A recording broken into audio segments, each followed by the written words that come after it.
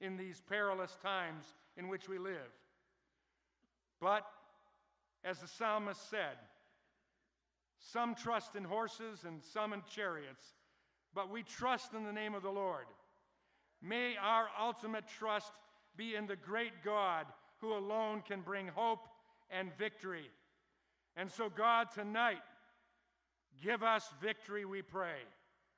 And Father God, heal our land to truly be a shining city on a hill and a beacon of hope to a broken world.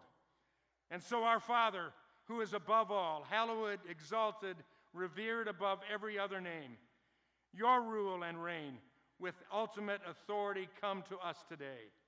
Your will be done right where we are and where Donald Trump and J.D. Vance are, as it is in your seat of authority. Give us this day all we need for our strengthening and resolve, and forgive us our faults and errors, and yes, our sins, as only you can enable us to forgive others. Do not lead us into any enticement to deviate from your authority, but deliver us from evil and its forces, for yours is the kingdom and the power and the glory forever. Amen.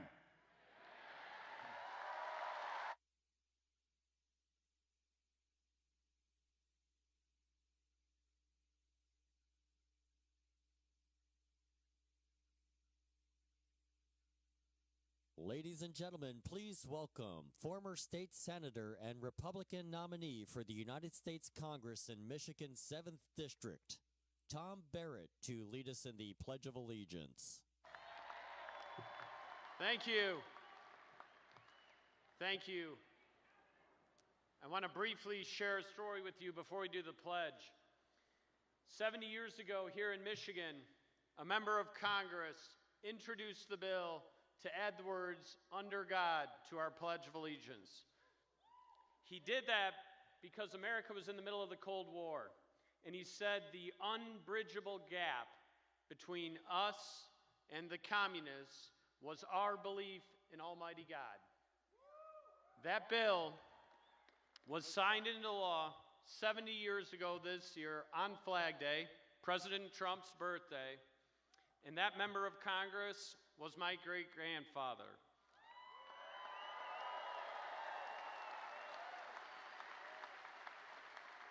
So I'm proud to be standing here in front of you today as a candidate for Congress to carry on that legacy, and I'd love to lead you in the Pledge of Allegiance now. I pledge allegiance to the flag of the United States of America and to the republic for which it stands, one nation, under God, indivisible, with liberty and justice for all. Thank you. Let's go win!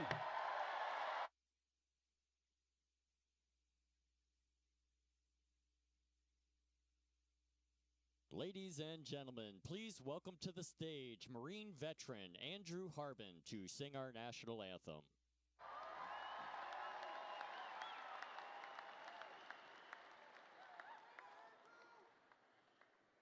Oh, say, can you see him by the dawn's early light?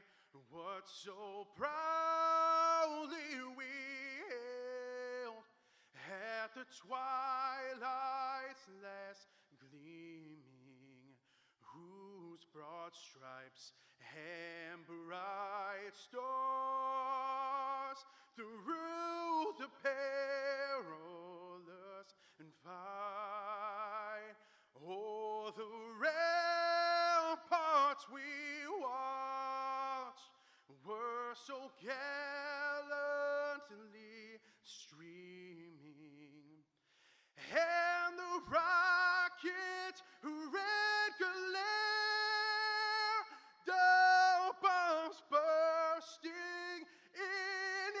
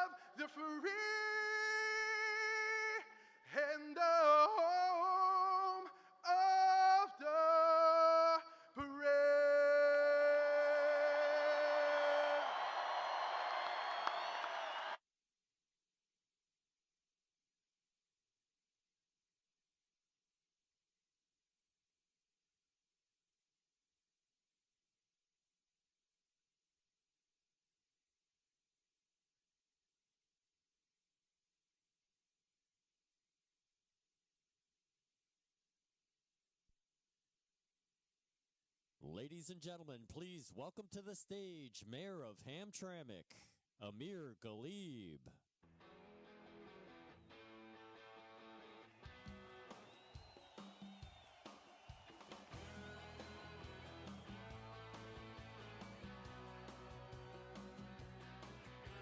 Sun coming up over New York City. School bus driver in a traffic jam.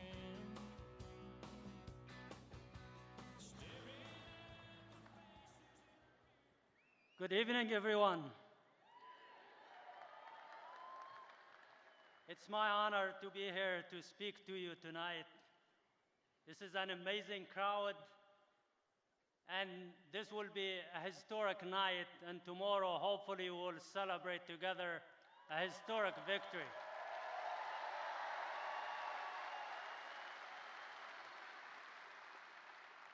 The whole world is standing on its feet, watching and observing what will the American people decide tomorrow. The fate of the world will be decided by you tomorrow. And the future of our country and our democracy will be decided by you tomorrow.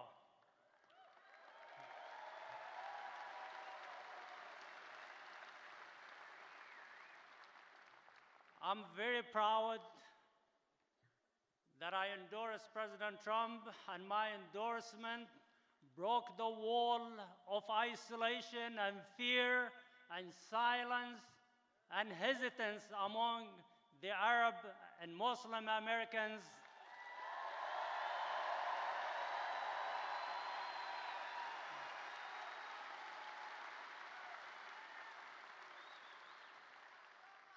I was just looking at some surveys, and I was showing some of my friends now a survey that was started an hour ago among the Arab Americans in Metro Detroit area, and over 1,300 people participated so far. It shows that 76% will vote for President Trump.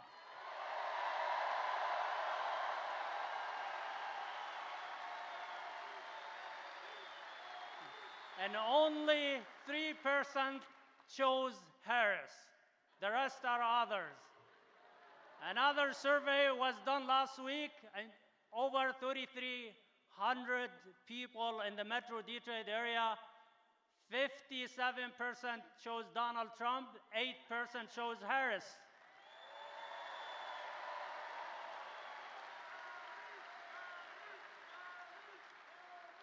Thank you. So, my message to my fellow Arab and Muslim Americans, your votes in the swing states will change the face of America, and your votes will decide the future of America. So please choose carefully between negligence and arrogance of Harris, who never visited your cities or your communities, whose campaign kicked out some of the Arab and Muslim activists after they invite them with special guest invitations, and who refused to meet with any of the Arab American leaders, and between President Trump, who showed so much respect and appreciation to the community, who visited our cities, and who sat down with us and listened to our concerns and showed so much appreciation to the Arab American community. Now, please choose peace over war, stability over chaos, prosperity over hardship, and common sense over nonsense.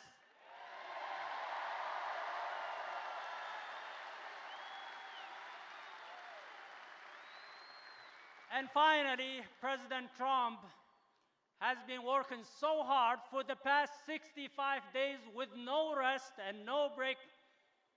This 78 years old man has been doing everything possible to gain your support. And some people are saying he's a threat to democracy. How is that possible when he's working so hard to gain your support?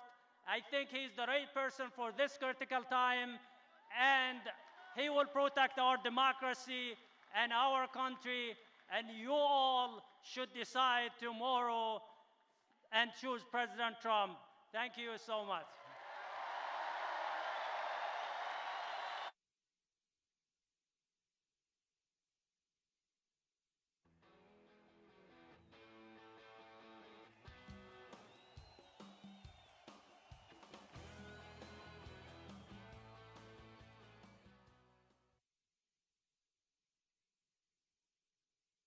Ladies and gentlemen, please welcome to the stage Mayor of Dearborn Heights, Bill Bazzi.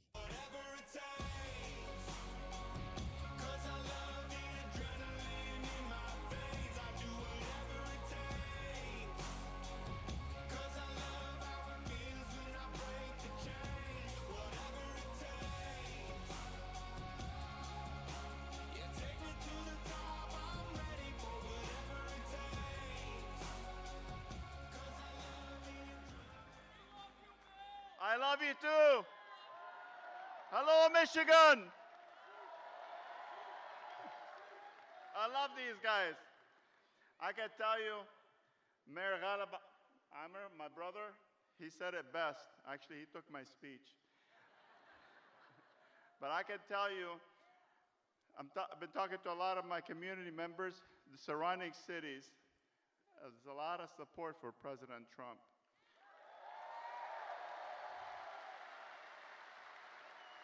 I can tell you on Thursday, I kid you not, I had 15 people that actually came in. They're immigrants, just got their citizenship, first time they voted. After they voted, they told me they voted for President Trump. Yeah.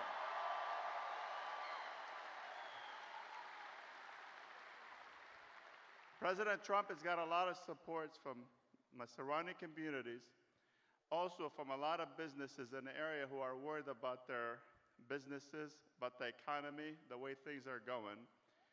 I even got calls from friends of mine who actually work on Border Patrol, and they really want President Trump to control what's going on, and also the dismay in some of the areas we're seeing in Michigan with whatever's happening from the border. You guys know what I'm talking about.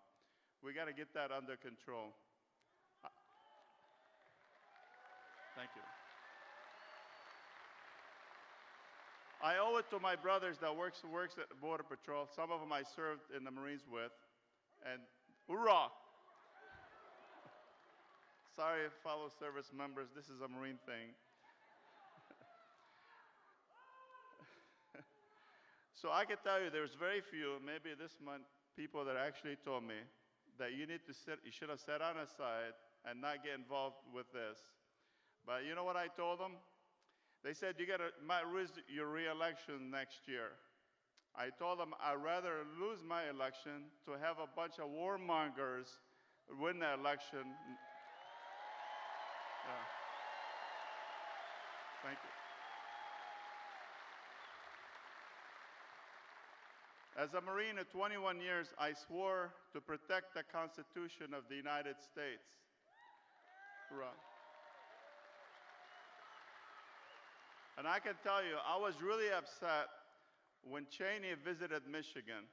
To me, that was a slap in my face. Thank you, yeah, exactly. And that's a slap in a lot of veterans that actually served in Iraq and wars in the Middle East. One thing that was really upsetting when Cheney said, country over power. What'd she say? Country over party. You lost my train of thought. That's how upset I was. But I can tell you, she actually misunderstood. We all misunderstood. She should have said, money over country.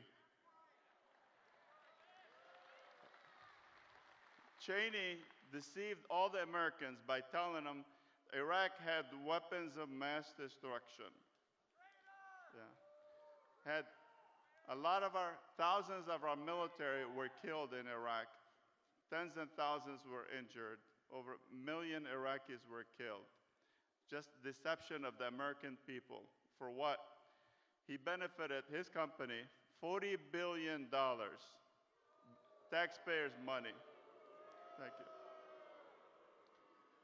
So that's one of the reasons I voted, and I just voted recently, but I can tell you, I endorsed Donald Trump to be the President of the United States. Thank you.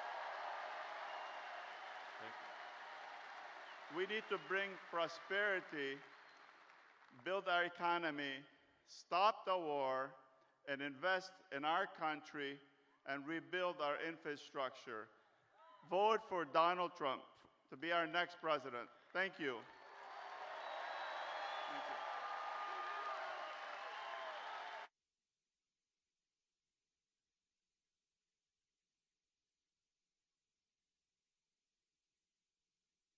you. Ladies and gentlemen, please welcome to the stage United States Congressman John Molinar.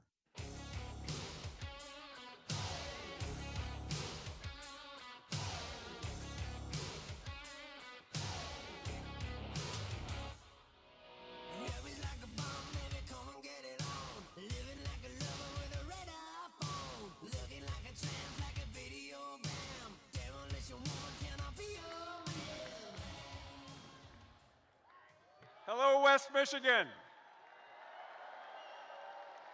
My name is John Molinar, and I represent Michigan's 2nd Congressional District. Little history tonight. As he walked out of the Constitutional Convention in Philadelphia, Benjamin Franklin was asked what the delegates had given the people. His response, a republic, if you can keep it.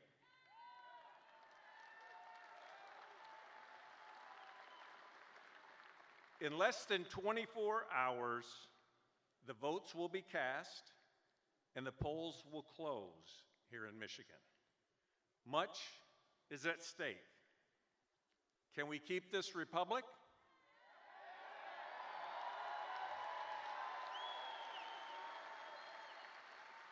I have good news for you. We will soon hear from President Donald J. Trump.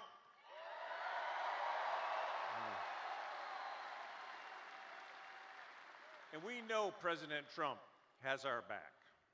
We can't afford 4 more years of high inflation, a southern border crisis, and weakness on the global stage.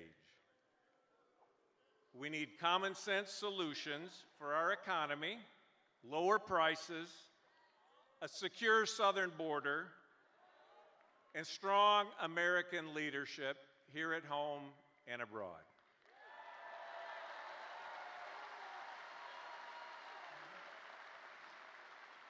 So here's my request for all of you. If you haven't already voted, I need you to vote tomorrow. I need you to vote for a more prosperous America. I need you to vote for a secure southern border. I need you to vote for a healthier America and for our God-given rights to the freedom of religion and the freedom of speech.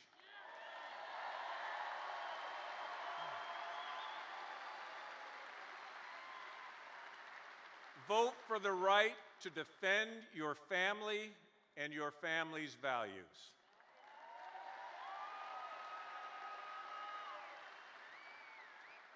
Vote for the sanctity of human life.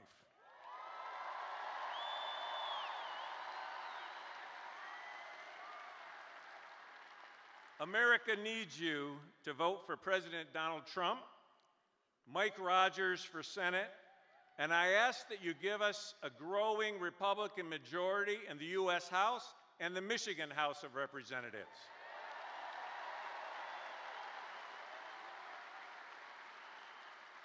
And please do not forget to complete your ballot by voting for O'Grady and Fink for Supreme Court.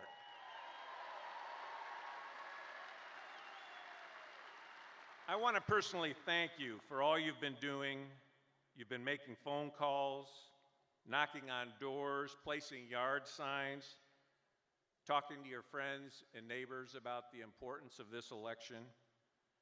History will record whether we live out America's full promise or decline, as so many nations have done before us. Our freedom hangs in the balance.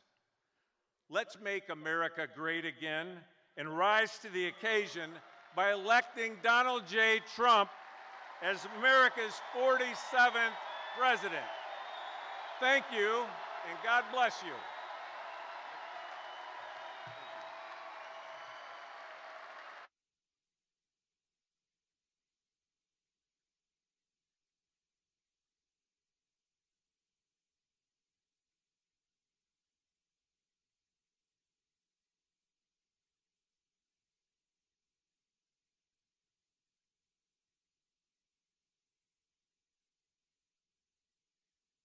Ladies and gentlemen, please welcome to the stage United States Congressman Bill Huizenga.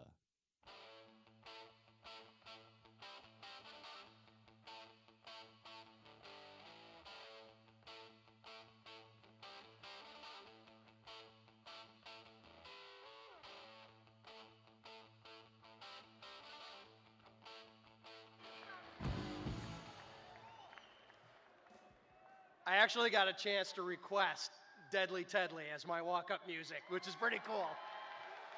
Motor City Madman, I don't think he can be here with us tonight, but interestingly enough, this is actually my third election eve rally with Donald J. Trump.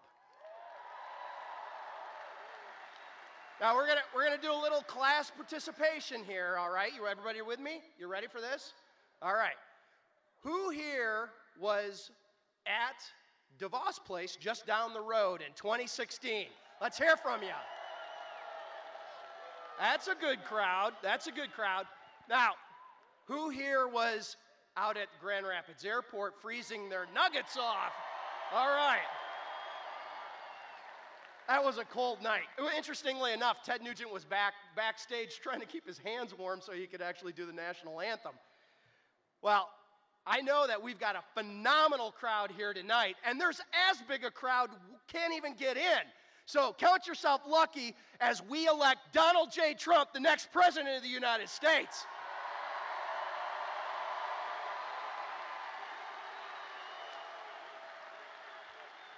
All right, we're not done with class participation quite yet. All right, we're going to do a little poll. The media is going to be kind of interested in this one, actually. It's okay. It's okay. It's good they're here. They're giving us good coverage. That's all right. So I want to know who here has either done early voting or absentee ballot already.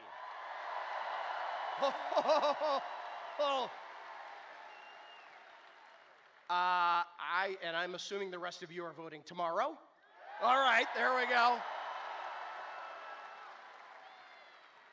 Both of those responses make me think the Democrats are in a lot of trouble. That's right. That's right.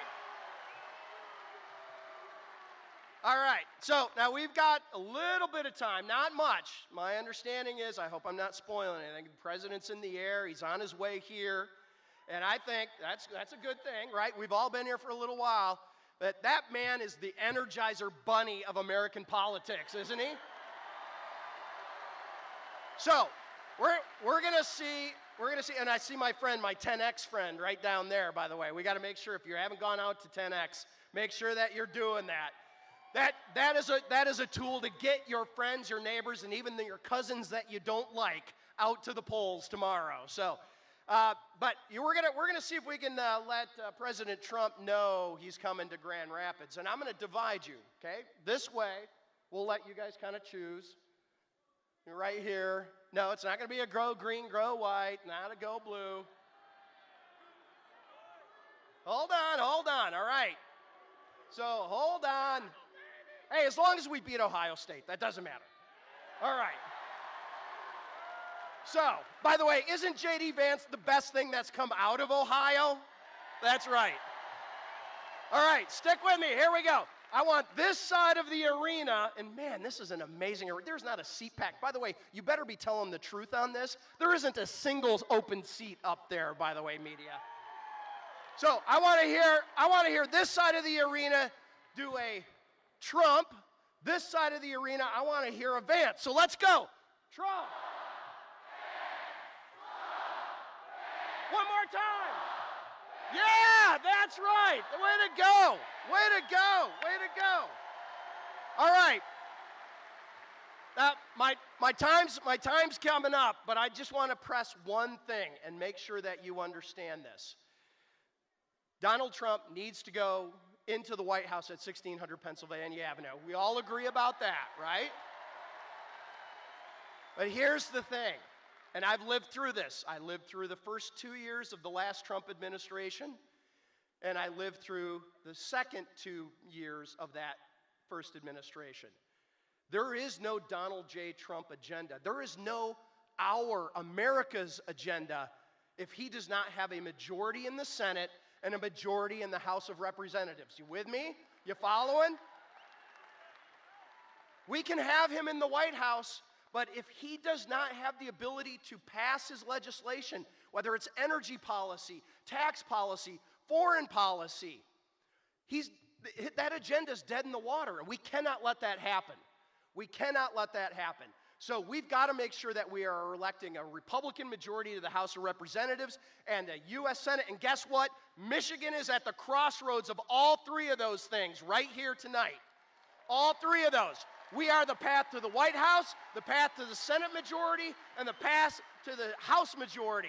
And that's how we get our agenda, your agenda done. So, who wants to go win? All right. Now, let's give it one big send-off. Trump, Vance, Trump. Let's go win!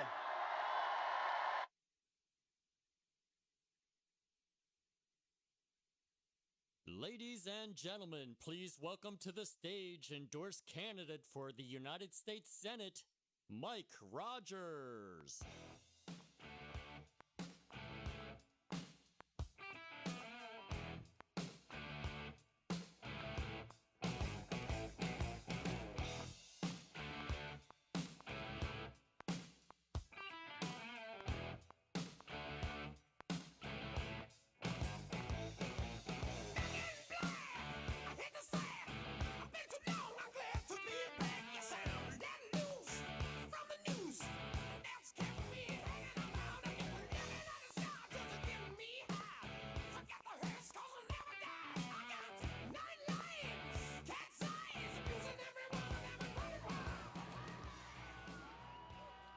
Are you guys fired up? How about this no tax on tips helmets? I love that.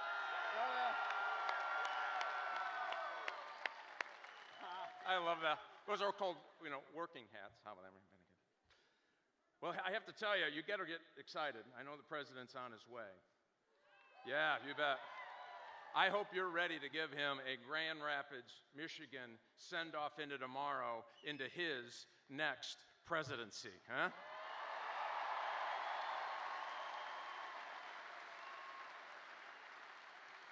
And I want you to do me a favor. There's 4 generations of military service in our family, 4 in my wife's family as well. Our son, Lieutenant John Rogers, is here with us this evening. I don't know where he's at. I don't know where he went.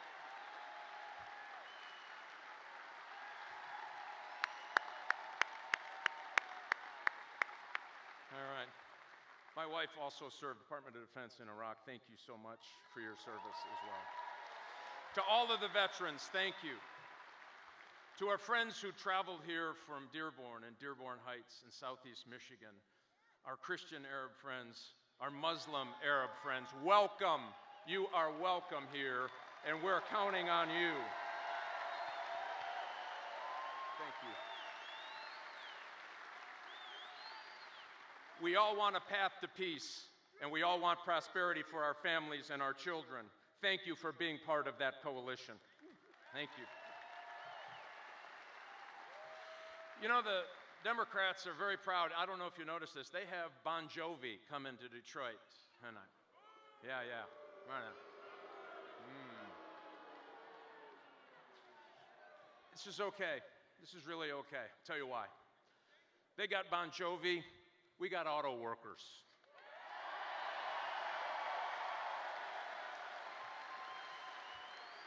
Thank you, brother. Yeah, that's right. We do have Kid Rock. That's pretty good. I like that. Who's a great shot at a beer can, ain't he? That's pretty good. What, is too soon? Was that too soon? They have Taylor Swift.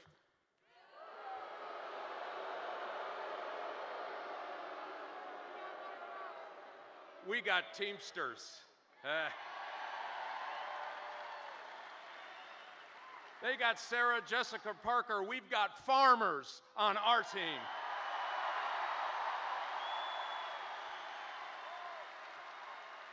I will take Team America all day long, huh? Tell you some other folks we got. Met a guy who was the valet, the bellhop valet, who came here about 10 years ago from a Caribbean country. And we just happened to be chatting about where he was at and where he was going. He said, you know, I don't understand Americans sometimes. Do you know I would have to pay to have this job in my home country? And I would have to pay every month a VIG to somebody who helped me get this job in my country. And he said, you know what happened here? I came here and said, I'm going to be the hardest working guy you have here if you give me a chance. And he said, you know what? Unbelievable.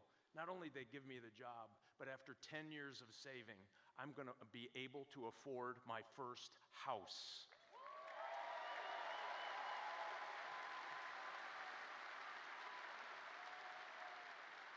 Only in America, he said, could this happen. Think about what we have and who we are. We stopped at a Lebanese restaurant actually on the way. We were in the southeast side of Michigan today. We were with J.D. Vance earlier today, who did a phenomenal job. In Flint, Michigan, I will say. The owner was Muslim. He had Arab Christians working on his staff. Yeah, you bet. Chaldeans, Egyptians, you bet. I love it, I love it, I love it. Yeah, I love Chaldeans. Yeah. Make sure you all come to the polls tomorrow. I love it. They all came out one by one, all of them, the servers, every one of them. And he came out and said, I will tell you something. I know there was some trepidation about voting Republican. He said, but look at my restaurant. Candidly, it wasn't all that full. He said 4 years ago, we used to have 45, an hour, and 90-minute waits. The Democrats are stealing our future. Think of that. And one staff after another came out and said, we can't handle this. We are voting Republican.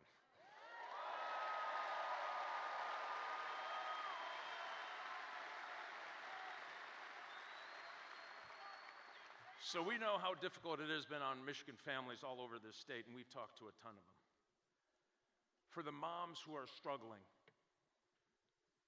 who told us that they have to go to the food pantry the last 2 and 3 days of the month to feed their families. To the folks who actually are working for a living that just got laid off at Ford.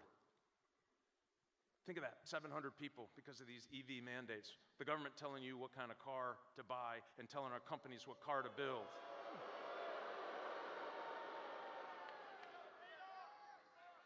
We're going to kill those EV mandates.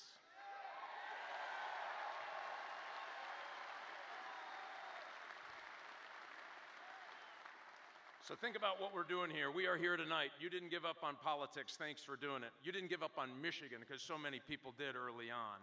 We got here tonight where we will make the difference for President Donald J. Trump and sending him to the White House.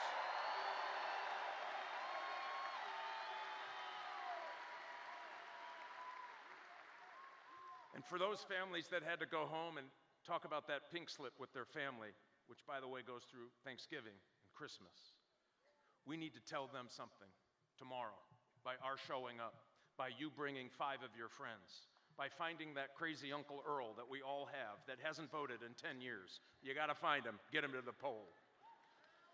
Yeah, everybody knows that. My family says it's me. I don't know. It could be. We need to tell those auto workers, come tomorrow, we're going to have your back. We're going to tell that woman who is taking groceries off of the conveyor belt and putting it back in the cart because they can't afford it, tomorrow we will have your back. We're going to tell police officers who have been treated like doormats for the last 4 years, come tomorrow, we will have your back.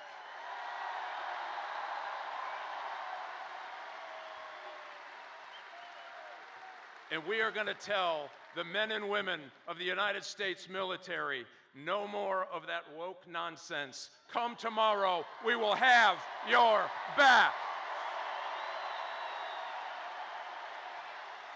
I know you're fired up. Let's do this.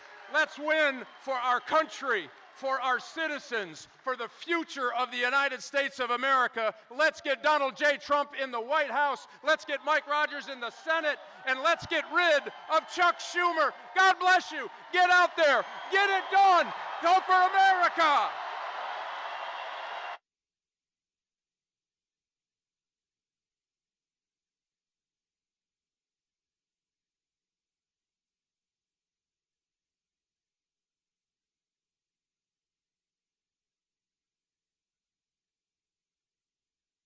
Ladies and gentlemen, please welcome to the stage former United States Ambassador to Germany and former Acting Director of National Intelligence for the Trump administration, Rick Grinnell. Saddle up your horses.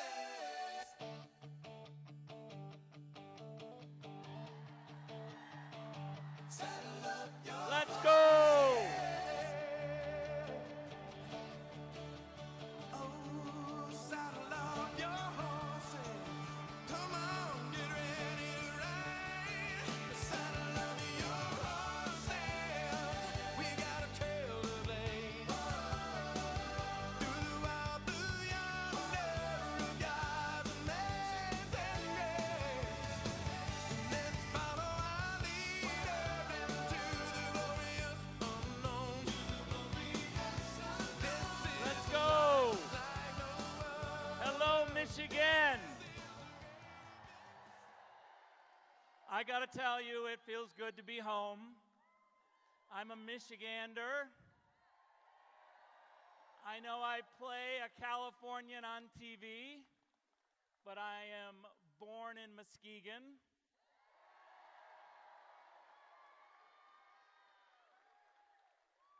And I was raised in Jenison, Michigan.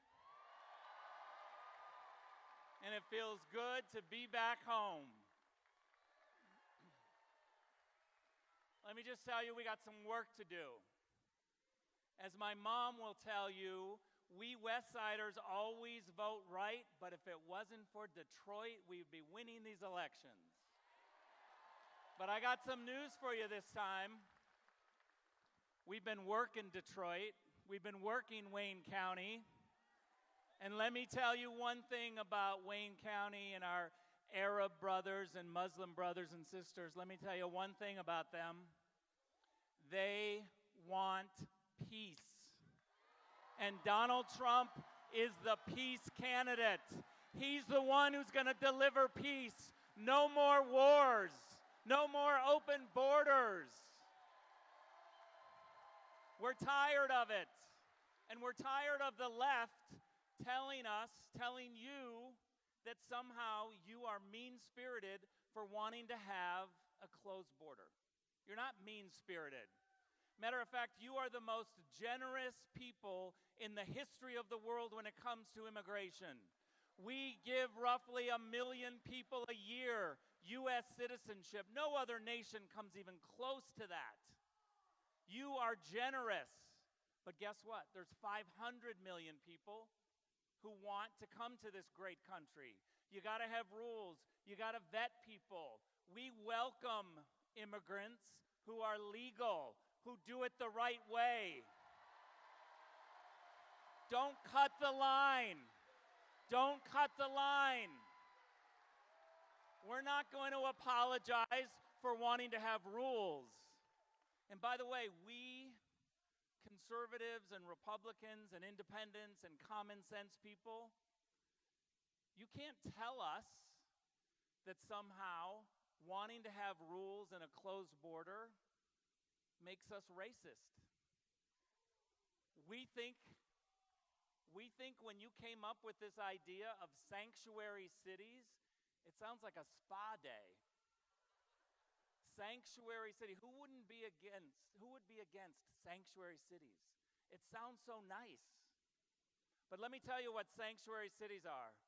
It's an evil concept. It's an evil concept where you get to break federal law and get protection. That is unacceptable. We hear from our friends on the left constantly talking about undermining democracy. Nothing undermines democracy when you attack the rule of law with a sanctuary city.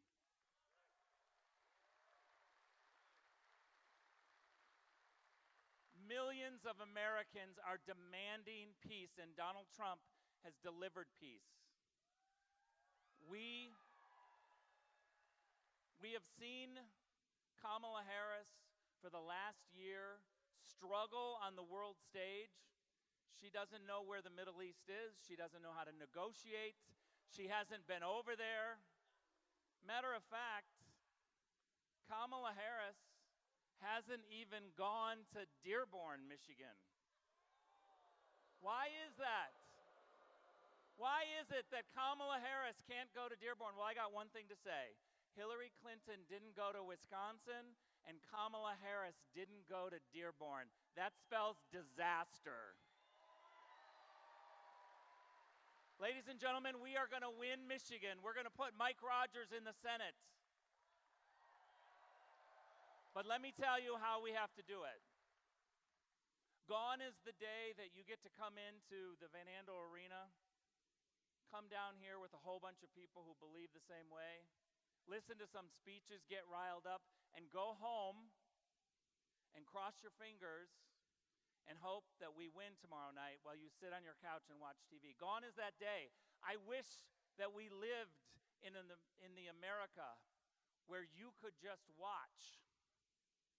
But I'm here to tell you, if you watch, you're going to lose your country. We are not promised to be the greatest country in the history of the world forever. You have to work for it. When you leave this arena, you've got work to do tomorrow. Every single person has to call everybody they know and say, I'm voting for Donald Trump and Mike Rogers, and here's why. You have to do this. Listen, we spend a lot of money on TV commercials and pamphlets, and your mailboxes are being flooded, but there is no better way to get someone to vote for Donald Trump than for you to say to them, I need you to vote for Donald Trump. I'll drive you. I'll take you to the polls. Bug people tomorrow. You have a job to do. And let me just finish with this. I know President Trump, what he's been through is un-American. We should not have a system that tries to ruin this man, bankrupt him. It is un-American what they're doing to him. But he's taught us one thing, and we must do that. Ladies and gentlemen, tomorrow, when you wake up, you have to work to save your country. And what that means is you must fight, fight, fight. Thank you very much.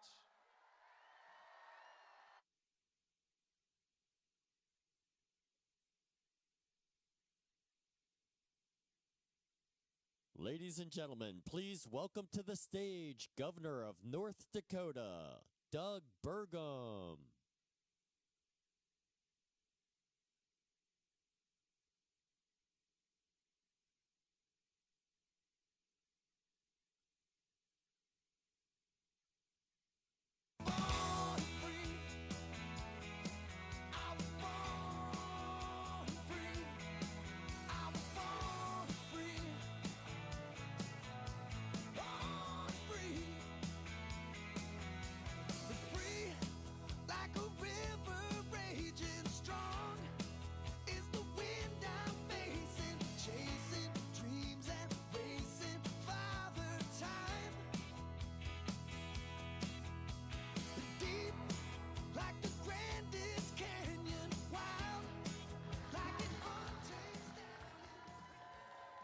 Hello, Michigan!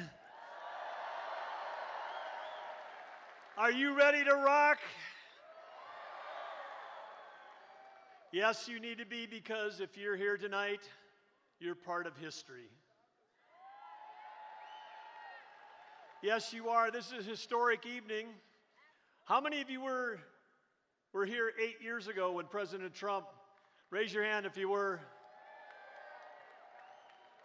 Well, everybody here is going to be able to raise their hand in the future and say you were here the night when the greatest political comeback in American history occurred, and it happened right here in Grand Rapids, Michigan.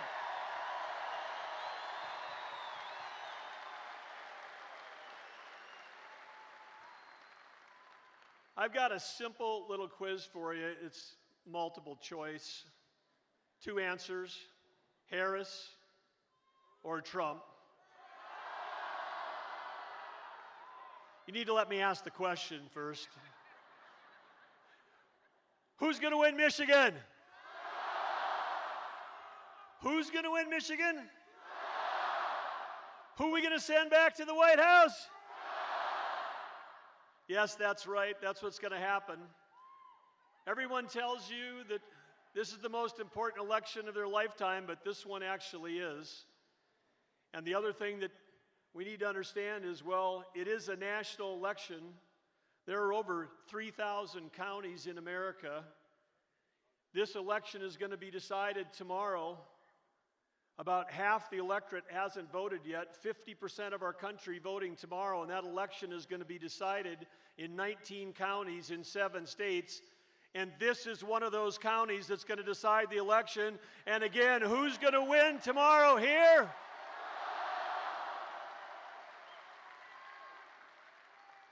Yes, and that's good news. It's good news for all of you and good news for America. And I want to start with a message from President Trump, and that's one of gratitude. Gratitude for each and every one of you, because if you're in this room, I got to believe that you've been knocking on doors. I see those white Trump Force captains out there. Thank you all for everything you've been doing. How many people have put up a sign in their yard? Look at that. How many of you have talked to a friend about who you're going to vote for? How many of you have posted something online about your support for President Trump?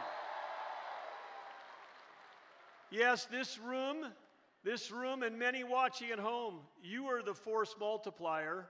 You're the group that's overcoming all the misinformation and all the lies. You're out there talking about something that no one can take away from you, and that's your lived experience. And your lived experience is there anything in your life today that costs less than it did 4 years ago? Were you better off when President Trump was president? Well, that's all you need to tell to your friends tomorrow, that we've got a proven leader that can bring our country back, American greatness. And when we're in a room like we are tonight, and we start with a prayer, and we start with a pledge, what I don't see garbage. No. What I see is the best of America. The best of America, where people come together because they care about their country, they care about their community, they care about their family, they care about their kids, they care about their grandkids, and they care about generations that haven't been born yet. That's what I see in this room.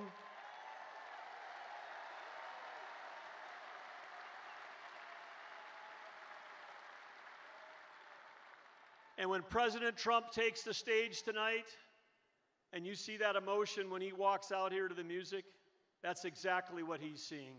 And I know that he's filled with gratitude for what each and every one of you have done and what each and every one of you are going to do tomorrow, because you have an opportunity by what you do tomorrow to change the course of this country and put us back on the track. There's a giant mess out there.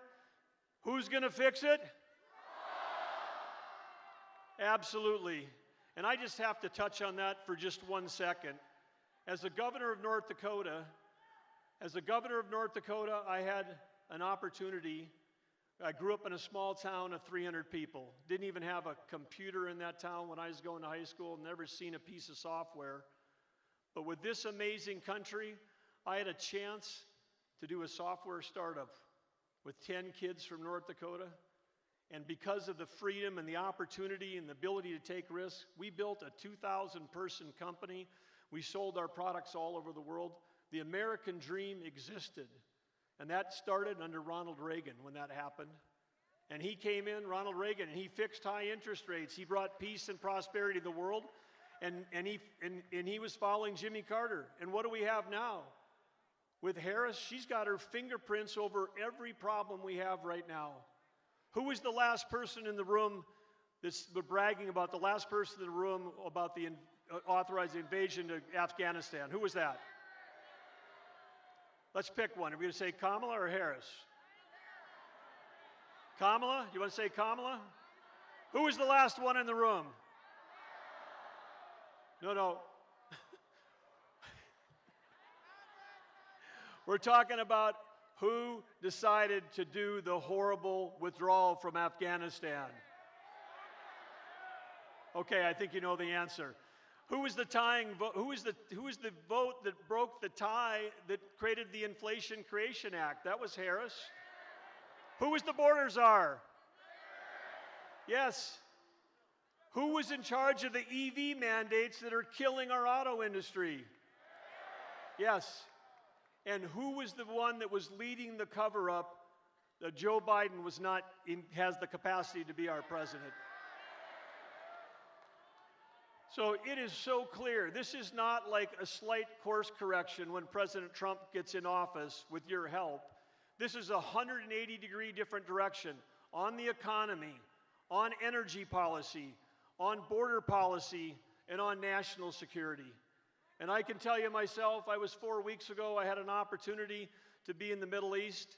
They can't wait for President Trump to come back in and bring peace back to the world.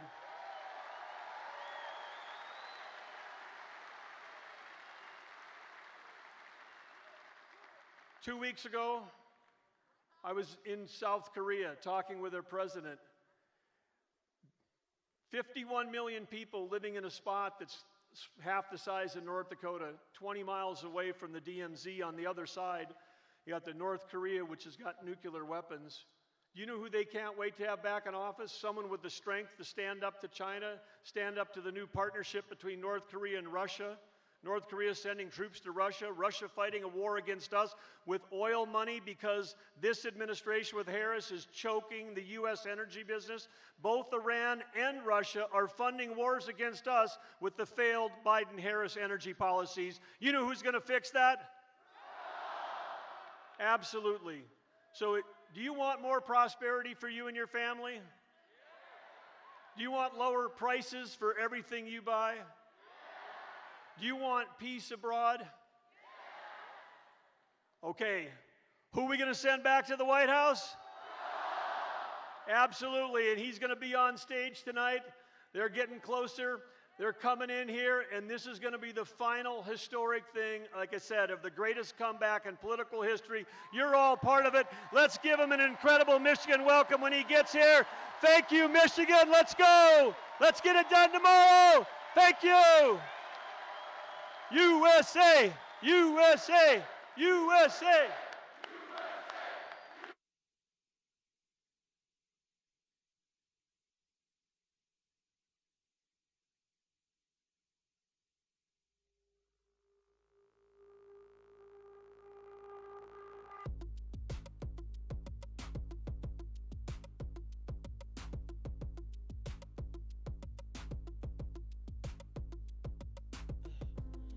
Tryna put you in the worst mood, P1 cleaner than your church shoes, Millie point two just to hurt you, all red lamb just to tease you, none of these toys on lease to, made your whole year in a week too, yeah, main bitch out of your league too, side bitch out of your league too, house so empty need a centerpiece, 20 racks a table come from ebony, cut that ever into skinny pieces, then she clean up with her face, man I love my baby.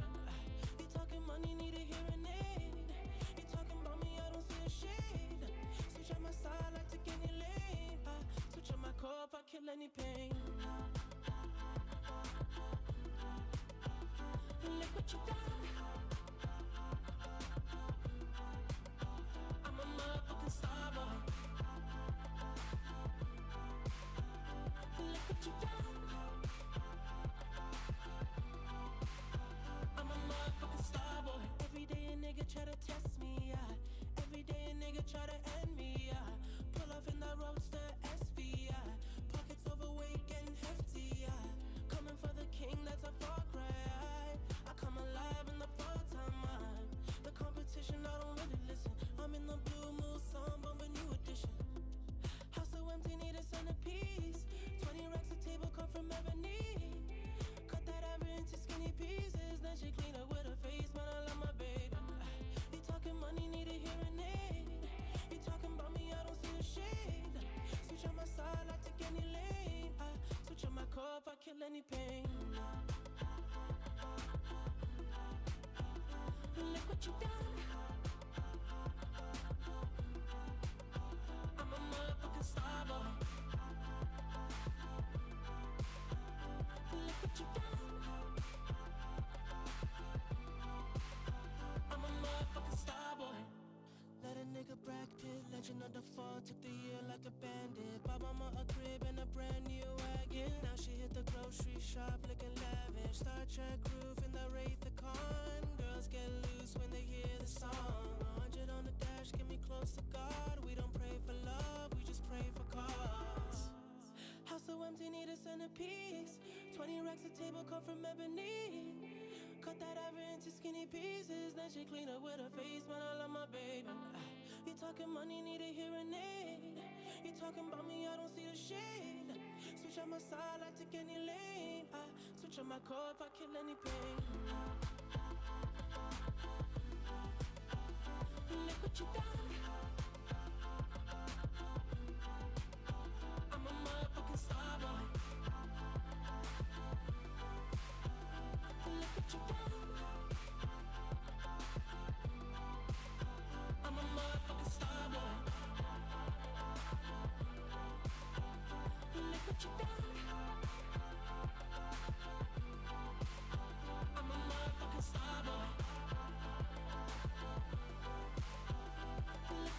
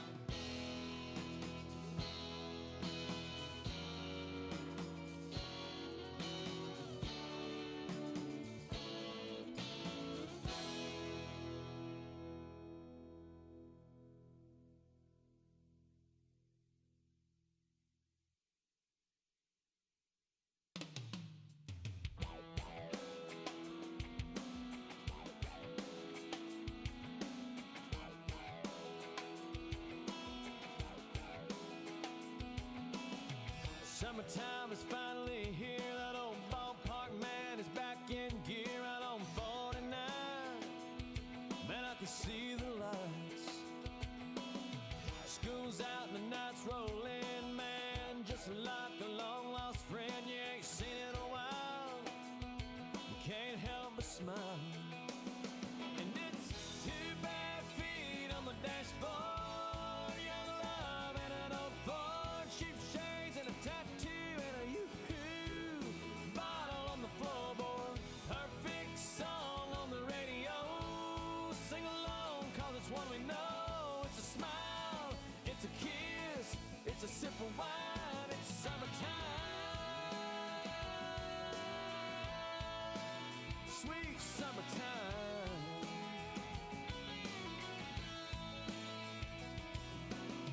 Temperature says 93 down at the deposit and guarantee, but that swimming hole, it's nice and cold.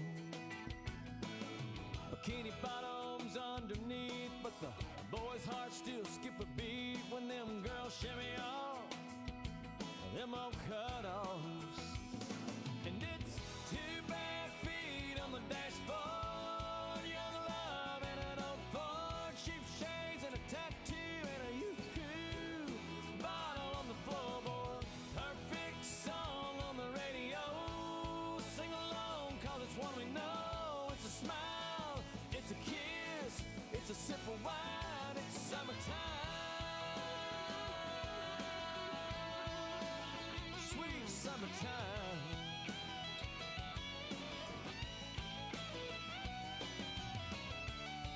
The more things change, the more they stay the same. It don't matter how old you are, and you know what I'm talking about. Yeah, baby, when you got 2 bare feet on the dashboard. Young love and an old Ford. Cheap shades and a tattoo and a yoo-hoo bottle rolling on the floorboard. Perfect song on the radio. Sing along, cause it's one we know. It's a smile, it's a kiss, it's a sip of wine. It's summertime,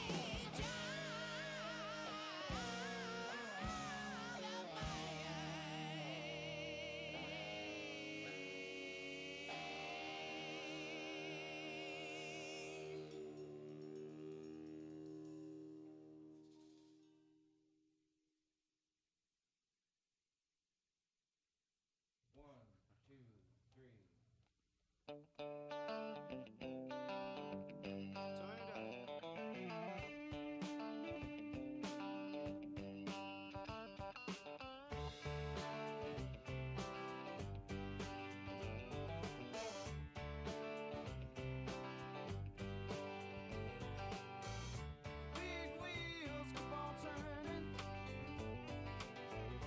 carry me home just like you. Singing songs about the Southland. I miss Alabama once again, and I think it's the same. Yes.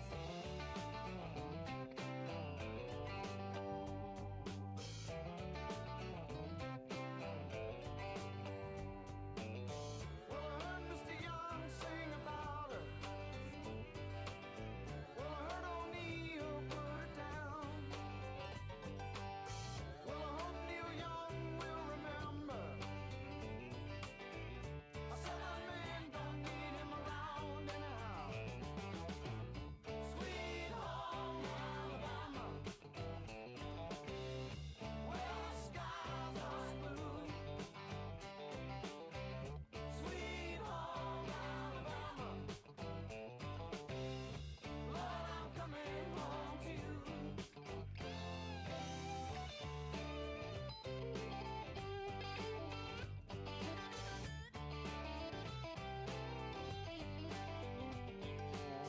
In Birmingham, they love the governor. Boo, boo, boo. Now we all did what we could do. Now Watergate does not bother me. Does your conscience bother you? Tell the truth. Sweet home Alabama,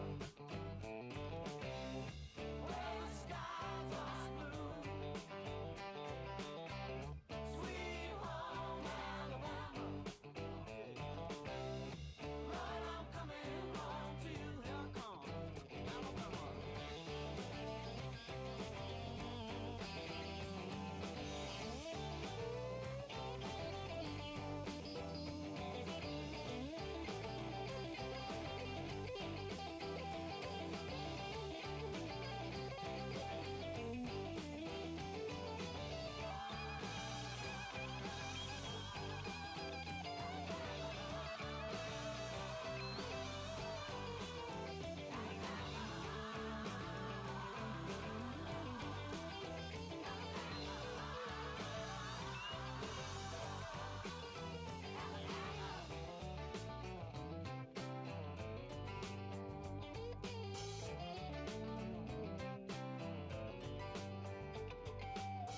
Now Muscle Shoals has got the swampers,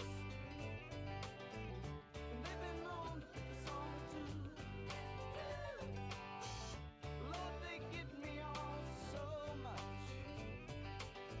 They pick me up when I'm feeling blue, and now about you. Sweet home Alabama, where the skies are blue. Sweet home Alabama, Lord, I'm coming home to you.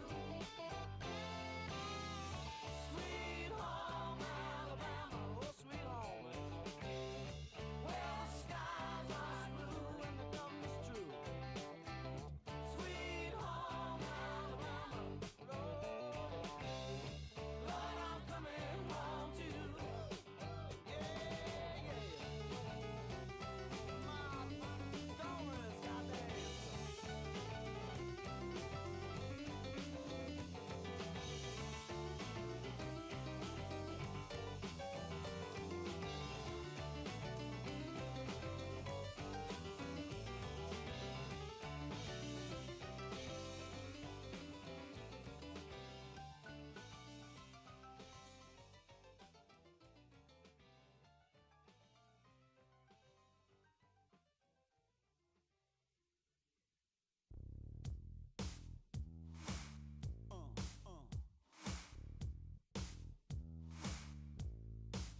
I got that real good, feel good stuff up under the seat of my big black jacked up truck, rolling on 35s, Pretty girl by my side.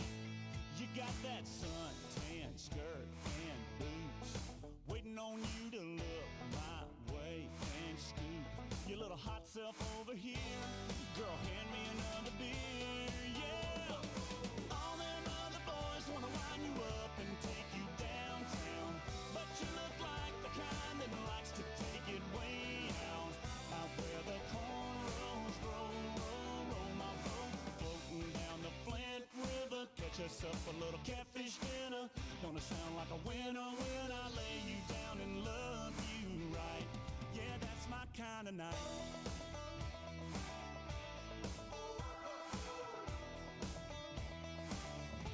Might sit down on my diamond plate tailgate, put in my country ride, hip-hop mixtape.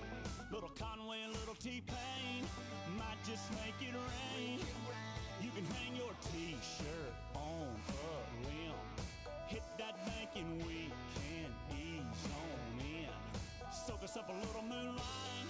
You know I know what you like, yeah. All them other boys wanna wind you up and take you downtown, but you look like the kind that likes to take it way out. Out where the cornrows grow, roll my boat, floating down the Flint River. Catch us up a little catfish dinner. Gonna sound like a winner when I lay you down and love you right. Yeah, that's my kind of night. Yeah, that's my kind of night. My kind of, your kind is this kind of night. We dance in the dark and your lips land on mine. Oh, gonna get our love on. Oh, time to get our buzz on. All them other boys wanna wind you up and take you downtown, but you look like the kind that likes to take it way out. Out where the cornrows grow, roll my boat, floating down the Flint River. Catch us up a little catfish dinner. Gonna sound like a winner when I lay you down and love you right. Yeah, that's my kind of night. Yeah, that's my kind of night. That's my kind of night. Yeah, that's my kind of night. Come on.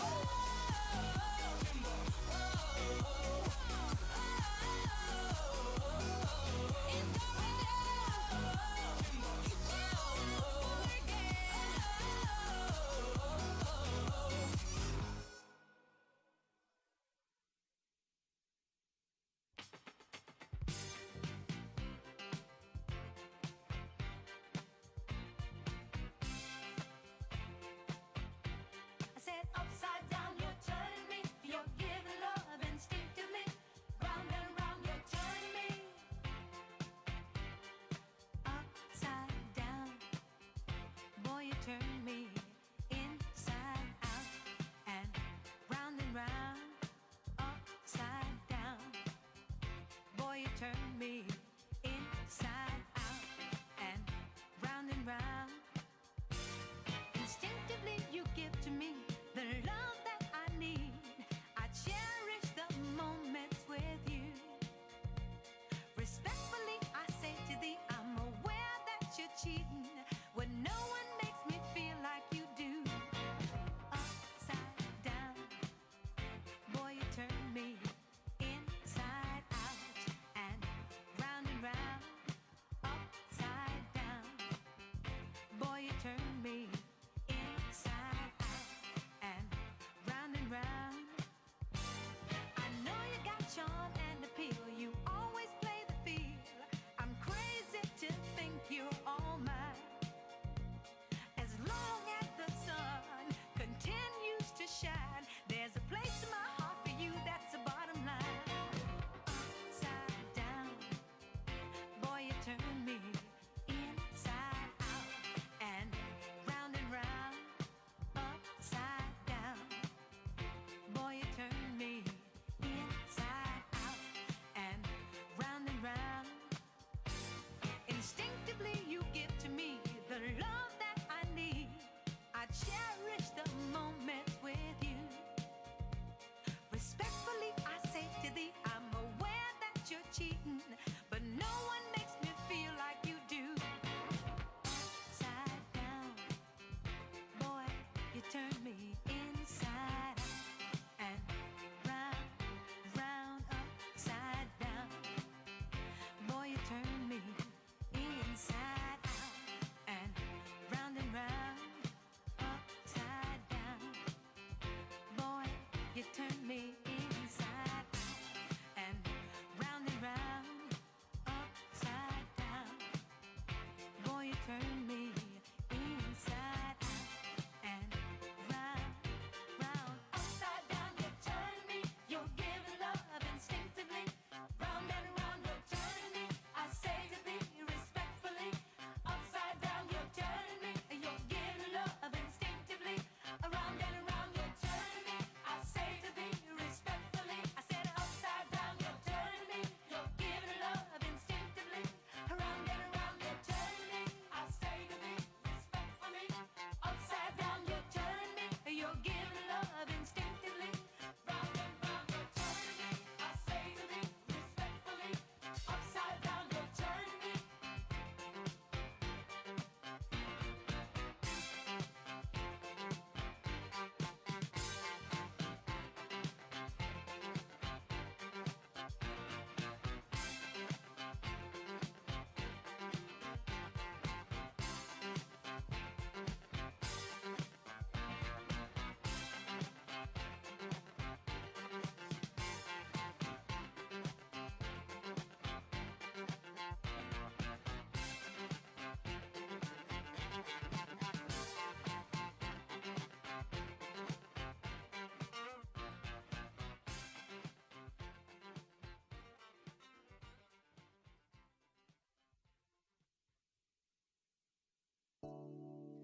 Let's take our time tonight, girl.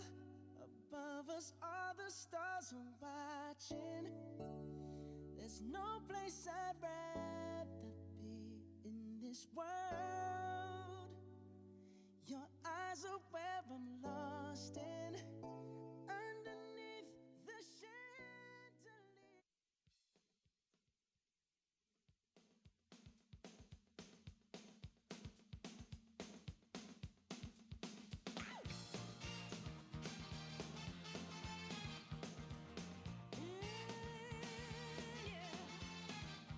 I used to think maybe you love me. Now, baby, I'm sure.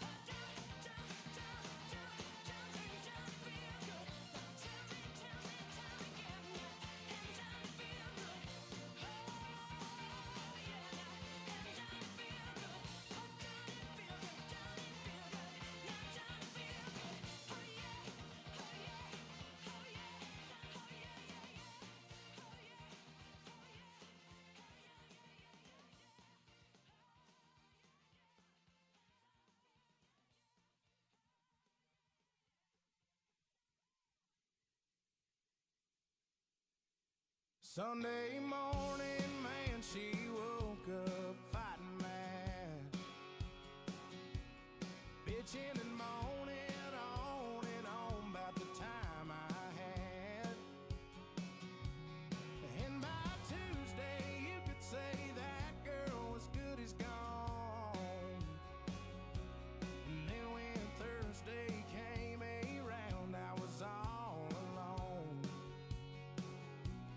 So I went for a drive to clear my mind. Ended up at a Shell on I-65. Then I won $100 on a scratch-off ticket. Bought 2 12-packs and a tank of gas with it. She swore they were a waste of time, all, but she was wrong.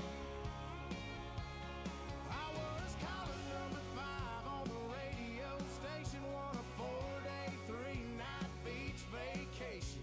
Deep sea senorita fishing down in Panama.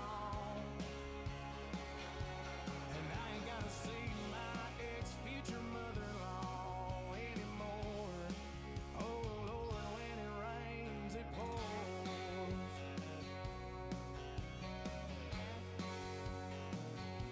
Now she was sure real quick to up and apologize when she heard about my newfound luck on that FM dial.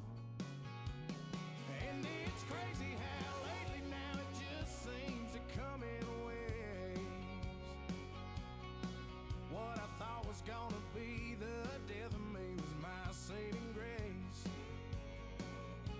It's got me thinking that her leaving is the only logical reason that I got the last spot in the Hooters parking lot, and the waitress left her number on my check with a heart.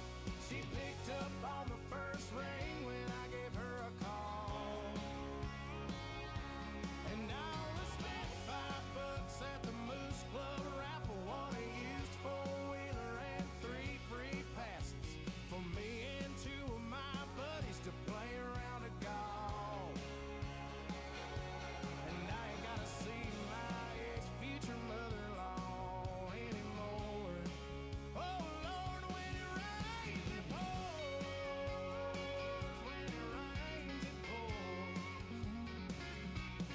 I've been on one hell of a redneck road for 3 weeks now, and it all started on the day that she walked out.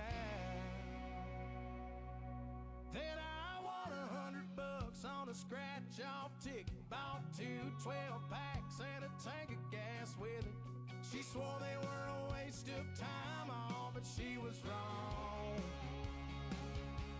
And I was calling number 5 on the radio station, won a 4-day, 3-night beach vacation. Deep sea senorita fishing down in Panama. And I ain't gotta see my ex-future mother-in-law anymore. Oh Lord, when it rains, it pours. When it rains, it pours.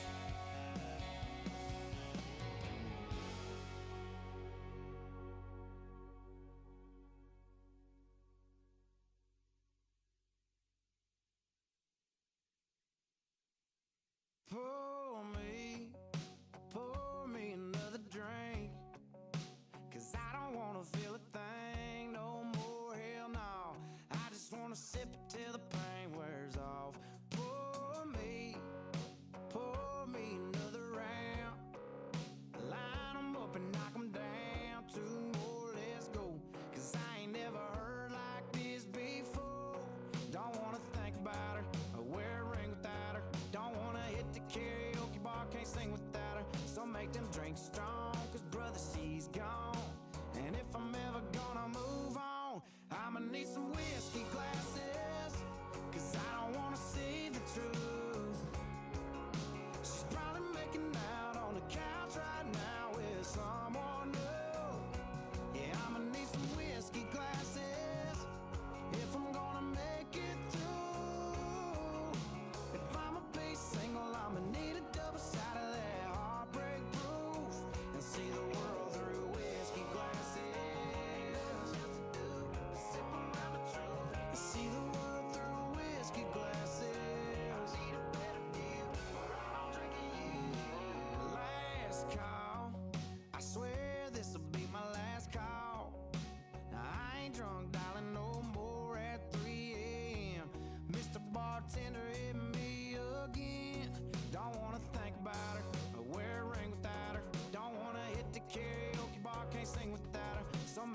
drink strong, cause brother, she's gone.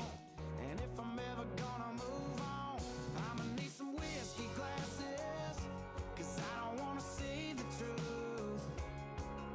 She's probably making out on the couch right now with someone new. Yeah, I'ma need some whiskey glasses if I'm gonna make it through.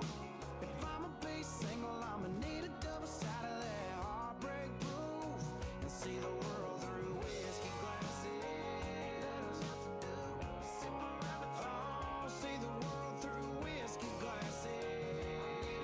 Yeah. Line 'em up, line 'em up, line 'em up, line 'em up. Knock 'em back, knock 'em back, knock 'em back, knock 'em back. Fill 'em up, fill 'em up, fill 'em up, fill 'em up. Cause if she ain't ever coming back, line 'em up, line 'em up, line 'em up, line 'em up. Knock 'em back, knock 'em back, knock 'em back, knock 'em back. Fill 'em up, fill 'em up, fill 'em up, fill 'em up. Cause if she ain't ever coming back, I'ma need some whiskey glasses, cause I don't wanna see the truth. She's probably making out on the couch right now with someone new. Yeah, I'ma need some whiskey glasses if I'm gonna make it through. If I'ma be single, I'ma need a double shot of that heartbreak proof and see the world through whiskey glasses. Oh, see the world through whiskey glasses. Yeah.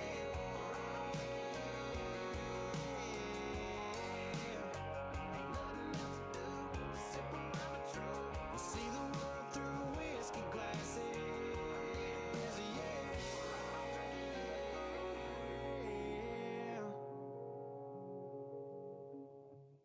Limousine and on his private plane in a matter of moments.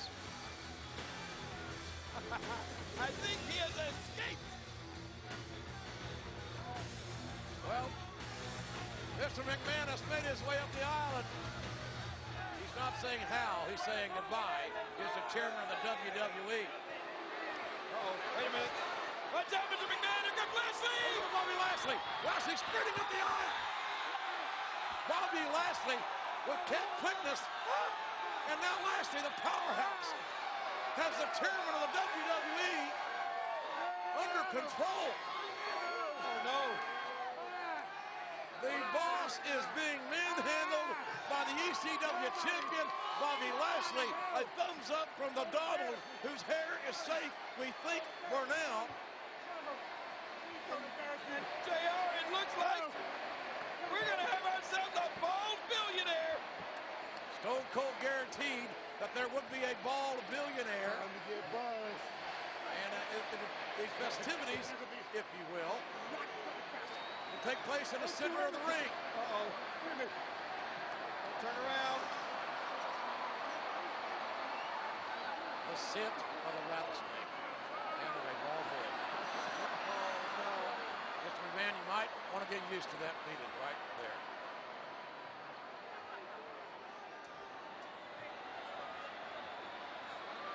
Oh, look out! There it is! Adding more insult to injury, Mr. McMahon has been thwarted by a Stone Cold Stunner, and now Austin giving a Lashley directions to load McMahon in that barber's chair. A stunned McMahon being strapped into the chair. And this barber chair that must have belonged to a mighty bad barber. Who's got straps for your arms. Please, I don't deserve this. And a seatbelt for your waist. I don't deserve this, damn it. My dentist has a chair like that, but I've never seen a barber chair. Uh-oh. Austin restraining McMahon, who's begging No, don't do this to me. for a reprieve. Come on, Bobby, let's go. How you doing, man? How you doing? I would love to hear what Mr. McMahon is saying. Oh, no. Oh, no. Oh, my God. Oh, my God.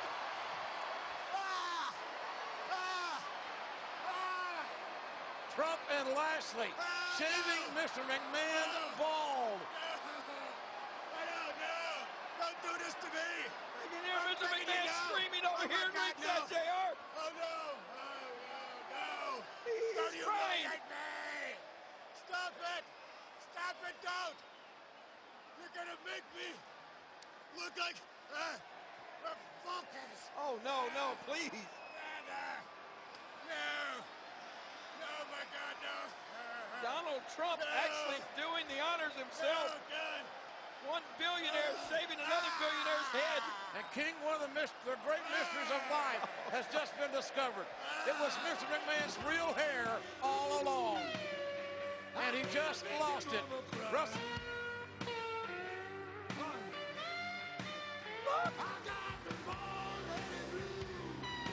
Bald-headed blues.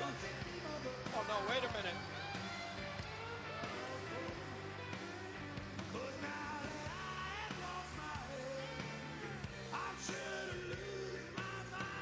Oh, Donald Trump is having a little too much fun here, Jer. Hey, they're actually shaving Mr. McMahon's head. Look at that. No. Hey, be careful. Oh.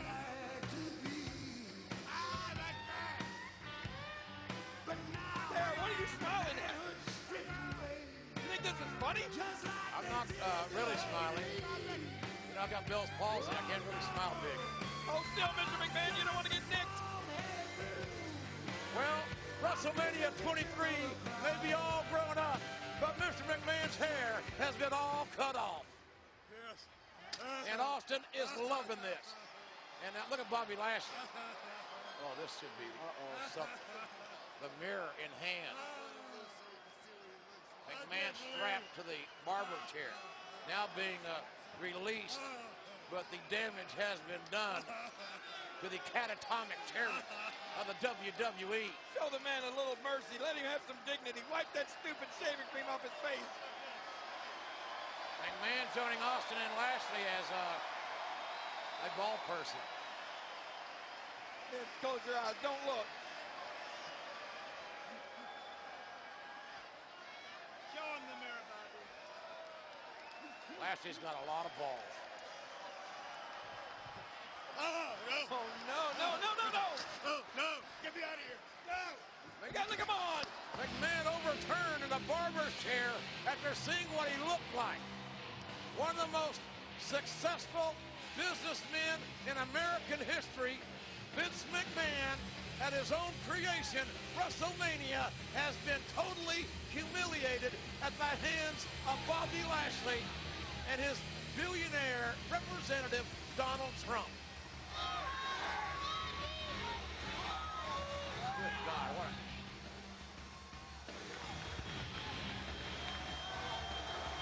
King, I almost have empathy for Mr. McMahon. Yeah, key word being almost, huh? Austin, Lashley, and Trump celebrating with a cold one. Mr. McMahon won't be celebrating anything for a long, long time. They are. You ever notice how big Mr. McMahon's ears are? I beg your pardon? You see how big Mr. McMahon's ears are? Wait! Hey! Oh, Austin! Austin stunned the Donald! What? Stone Cold just stunned him! Good God Almighty! What a WrestleMania! Stone Cold just stunned Donald Trump! What a lawsuit that's gonna be! You can't stun Donald Trump! I bet Trump's ex-wives are doing cartwheels. It's better than alimony. A stunner on the Donald from the rattlesnake. That's a real hostile takeover. Oh my God! Look, every hair's still in place. Stone Cold Steve Austin has put an indelible imprint, a rattlesnake imprint, on WrestleMania 23 and did every single thing that he said he was going to do. Well, let's check this out one more time. The clothesline, the billionaire clothesline. Mr. McMahon had promised a billionaire bitch slap, but instead, he got a clothesline. Umaga went for the spike. Austin avoided it. Hits a stunner on Umaga. And then Lashley, bam,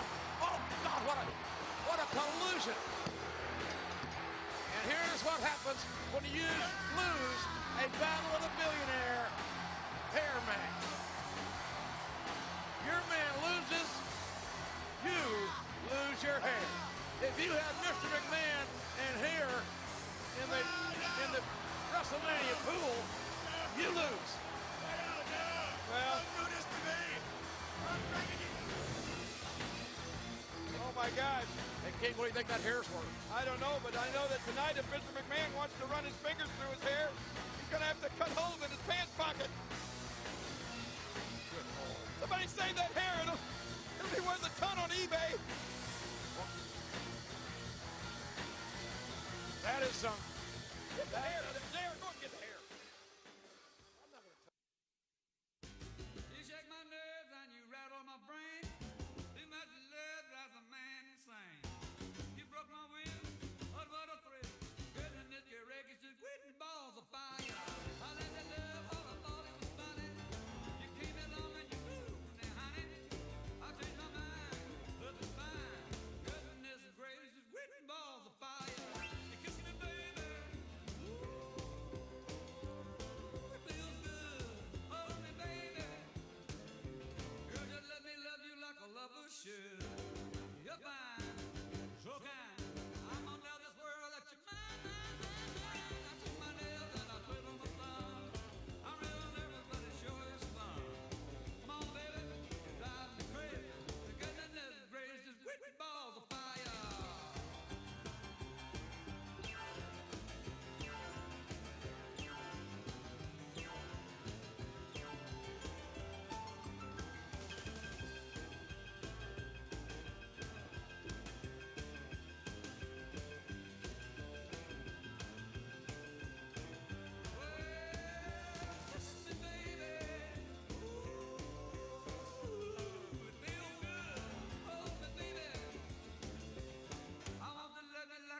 Should. You're fine, so kind. I got to tell this world that you're mine. I treat my nails and I twiddle my thumb. I'm real nervous 'cause the show is fun. Come on, baby, drive me crazy. Goodness gracious, quit balls of fire.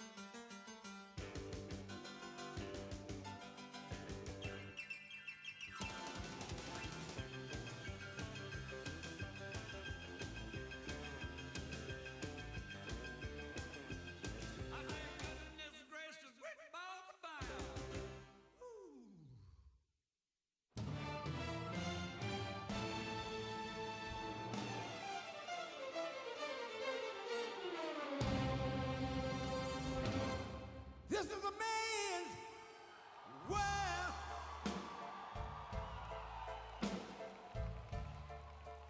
This is a man's world.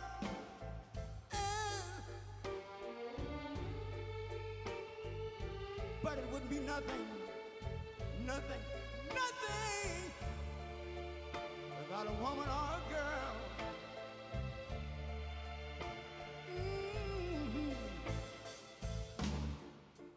See, man made the car to take us over the road. Man made the train carry the heavy load. Man made the lights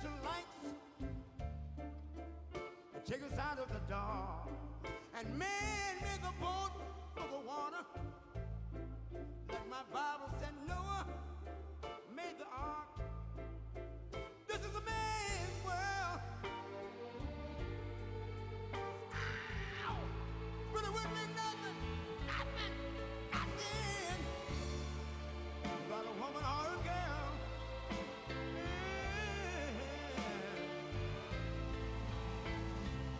L'uomo rincorre il potere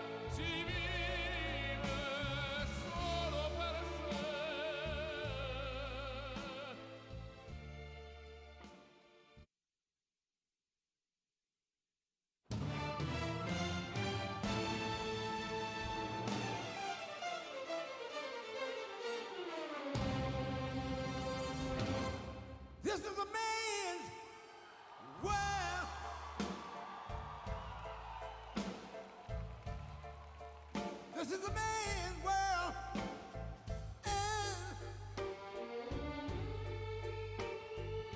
But it wouldn't be nothing, nothing, nothing without a woman or a girl. Mhm. You see, man made the car to take us over the road. Man made the train, carry the heavy load. Man made the electrolytes to take us out of the dark. And man made the boat for the water. Like my Bible said, Noah made the ark. This is a man's world. Ow! But it wouldn't be nothing, nothing, nothing about a woman or a girl.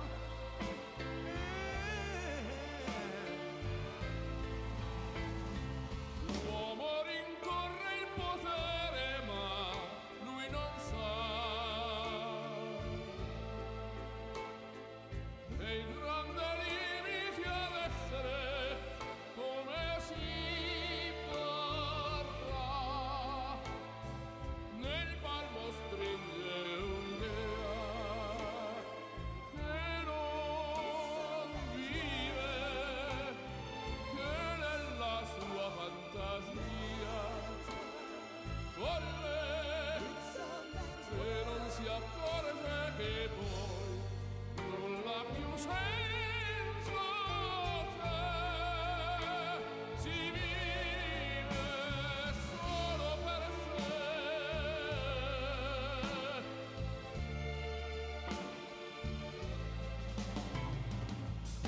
Man thinks about a little bit of baby girls and a baby boy. Man make them happy because man make them toys.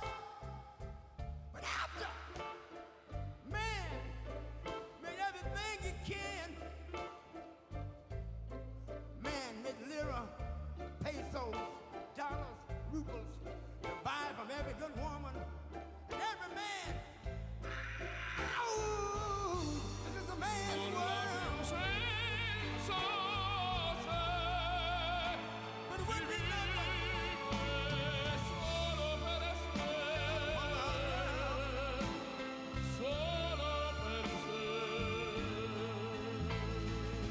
He's lost in the wilderness. It's a man's world.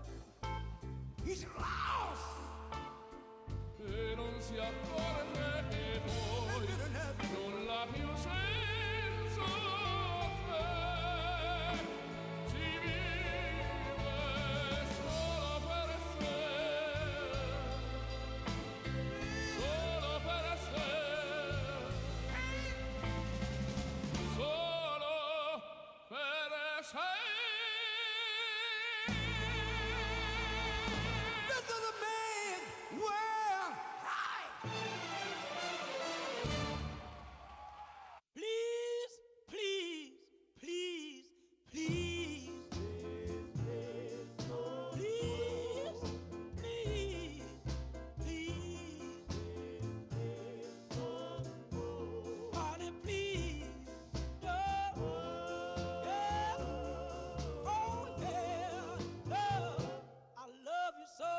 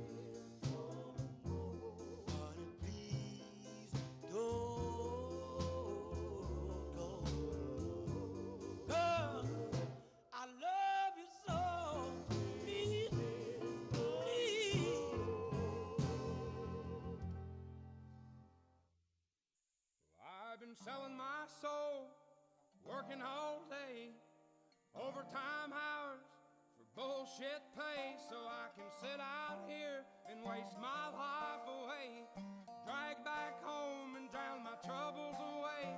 It's a damn shame what the world's gotten to for people like me, people like you. Wish I could just wake up and it not be true, but it is. Oh, it is living in the new world with an whole soul. These rich men north of Richmond, Lord knows they all just wanna have total control.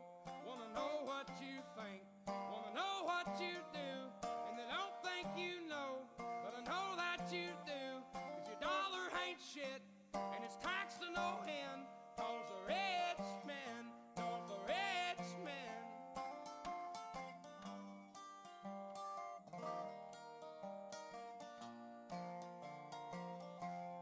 I wish politicians would look out for miners, and not just miners on an island somewhere.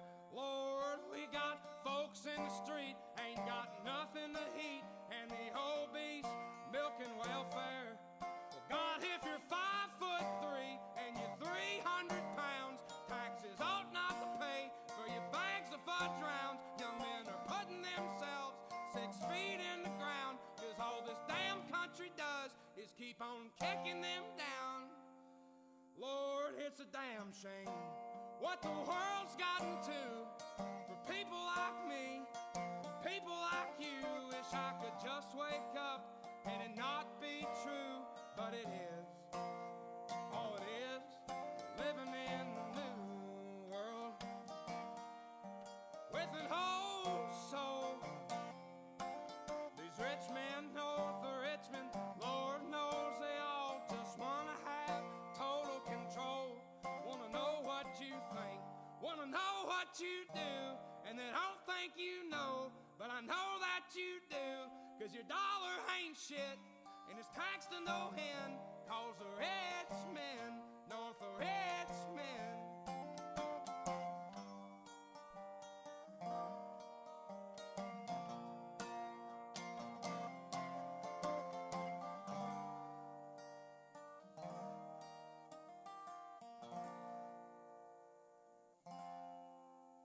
I've been selling my soul, working all day, overtime hours for bullshit pay.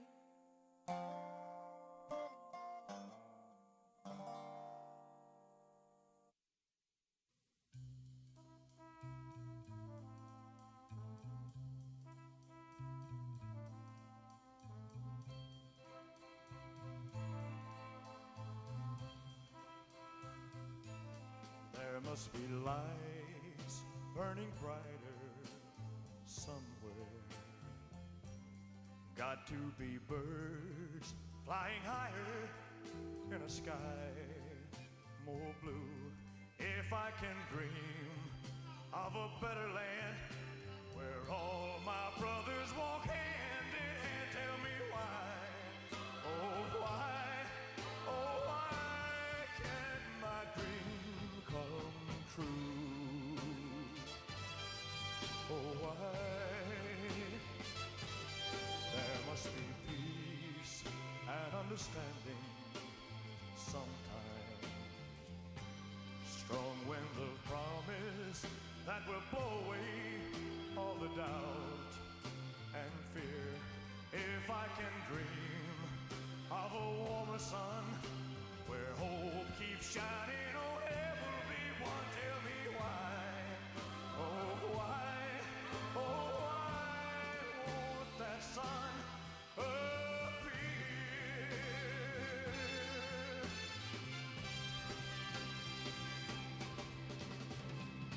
We're lost in a cloud with too much rain. We're trapped in a world that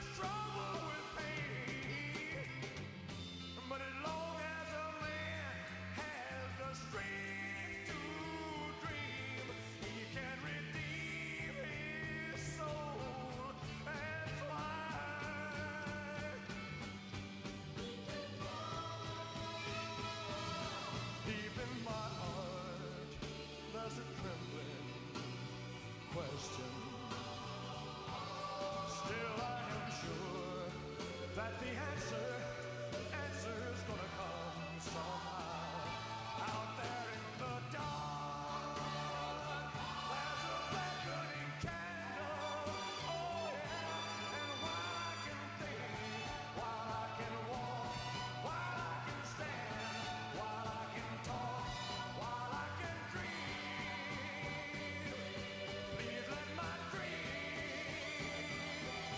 come true.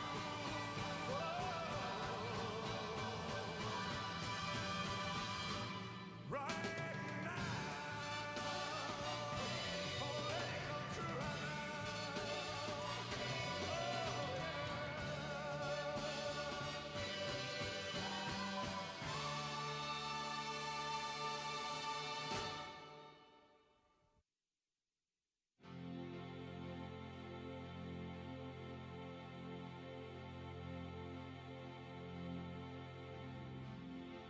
It's been 7 hours and 50 days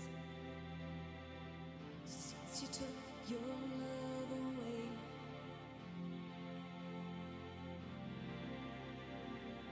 I go out every night and sleep all day since you took your love away.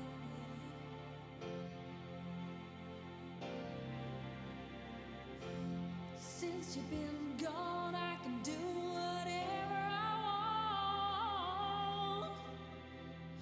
I can see whomever I choose.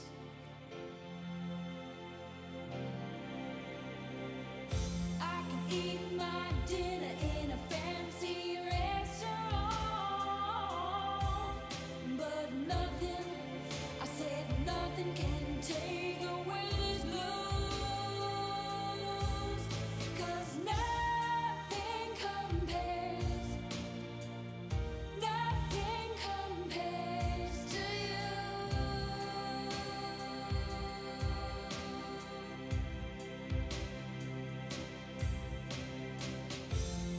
It's been so lonely without you here, like a bird without a song.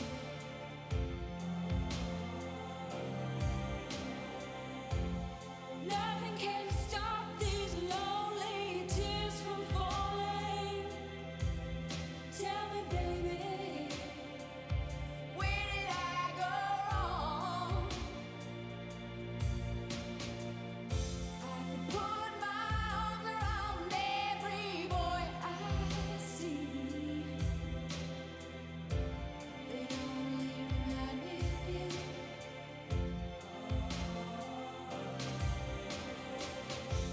I went to the doctor and guess what he told me? What will we do with this moment? How will we be remembered? Look at the opportunities before us. This election really isn't about the left versus the right. It's about we, the people, choosing our government and the choice between freedom versus tyranny. Nobody has a chronic disease burden like we have. Why are we allowing this to happen to our children? Ultimately, the only thing that will save our country is if we choose to love our kids more than we hate each other. What is going on here is deeper than politics. It is deeply spiritual. We are being called to rise above the hatred and the fear and the evil. We need to remember above and beyond that we must love our neighbors, that we must treat other people as we hope to be treated. You want to be a rebel? You want to be a hippie? You want to stick it to the man? Show up on your college campus and try calling yourself a conservative. America is going to reach heights that it has never seen before. The future is going to be amazing!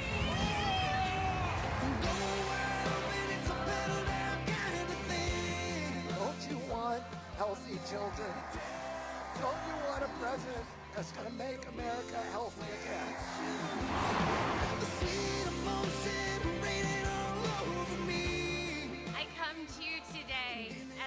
our Democrat. I will be a first-time Trump voter tonight.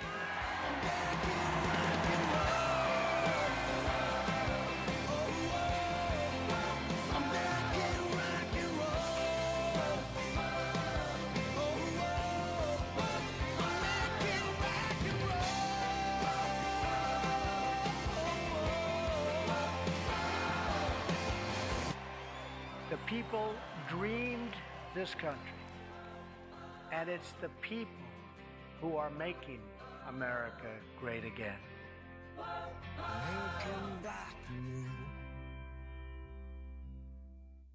Ladies and gentlemen, please welcome the next president of the United States, President Donald J. Trump. And I'm proud to be an American, where at least I know I'm free. And I won't forget the men who died, who gave that right to me. And I gladly stand up next to you and defend her still today. 'Cause there ain't no doubt I love this land. God bless the USA.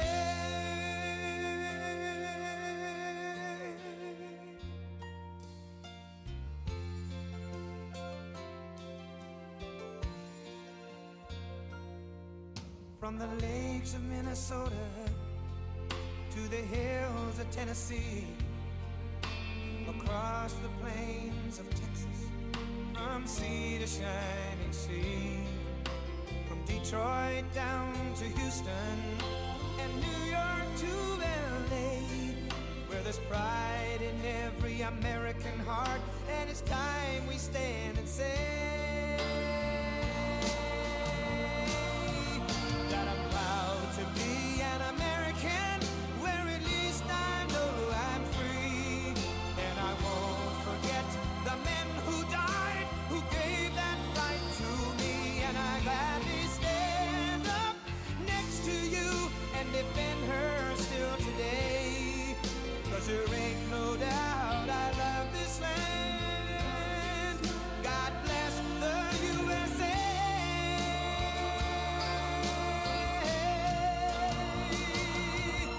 And I'm proud to be an American, where at least I know I'm free. And I won't forget the men who died, who gave that right to me. And I gladly stand up next to you and defend her still today. 'Cause there ain't no doubt I love this land. God bless the USA.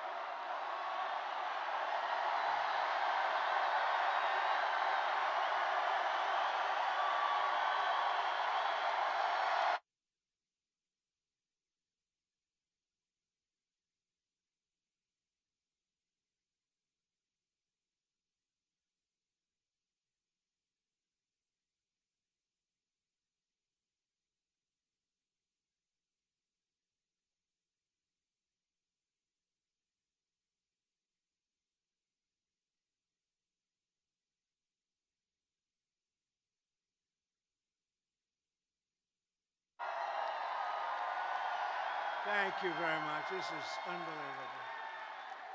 It's unbelievable. Think of it. This is it. This is the last one that we're going to have to do.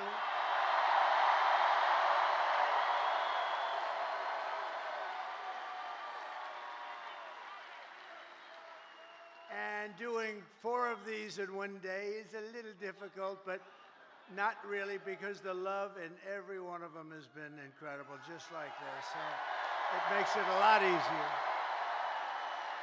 And I want to say a very special hello to Grand Rapids. It's been a special place. Remember, 2016, we were given a 3% chance. You remember, we came to Grand Rapids. I said, how the hell are we going to lose? It was just like this. And I said, how are we going to lose? We're not going to lose. And it was a 3% chance. And then we won a little place called Florida and went to about a 7% chance. And then it went to an 11%. And then it went to 17%, you remember? And went that way. And then it went to about a 62% chance. And they had somebody in there going totally crazy. The woman, she became a fan. She was going crazy.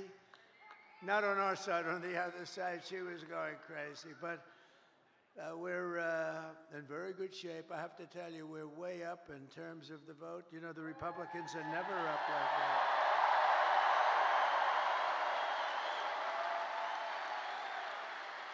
And I don't want to talk too much about it because I really want you to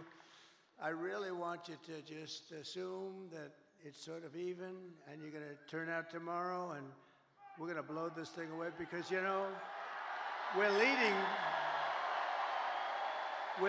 going in by hundreds of thousands of votes, but just pretend we're tied or losing by a little bit because we want to put on a display tomorrow of unity and everything. The progress that this party has made is incredible. It's very inclusive. It's inclusive of everybody, including our great mayor right back there. That is our great mayor, and who came through for us. But I want to thank everybody, and a very special hello to Michigan. We're going to do some great things from Michigan. We're going to do great things from Michigan. We're going to bring the car business blazing back. You're not going to remember what was like. We're going to make Detroit. We're going to make Detroit greater than it ever was. You know, I've been hearing about Detroit for a long time. They've been talking about that miracle in Detroit. Well, I mean, look, we got to be honest. It hasn't happened, but it's going to happen now. It's going to happen, and at levels that you never dreamt possible. So for you, for the auto workers who have been so incredible, you've been so incredible. You're going to be very happy with the things we're doing. We killed the plant, as you know, in Mexico. The biggest plant in the world was going to be built in Mexico, and I absolutely killed it. But I'd like to begin by asking a question. Are you better off now than you were 4 years ago? Because over the past 4 years, Americans have suffered one catastrophic failure, betrayal, and humiliation after another. Kamala has delivered soaring prices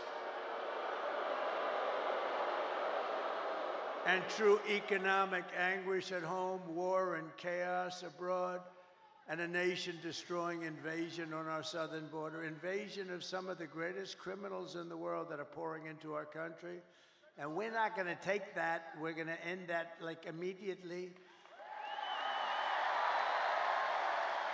And I happen to think it's bigger than the economy, and I think, you know, every poll shows the economy and inflation and then the border and the horrible things that are going on, and I don't agree with it. I think we have to focus on all of it. We do it all one time, but to me, when you allow thousands of murderers into our country, to me, when you allowed the drug kingpins of the world into our, and terrorists into our country at levels that we've never seen before, to me, that's the bigger problem. We're going to solve it all, but that's the bigger problem.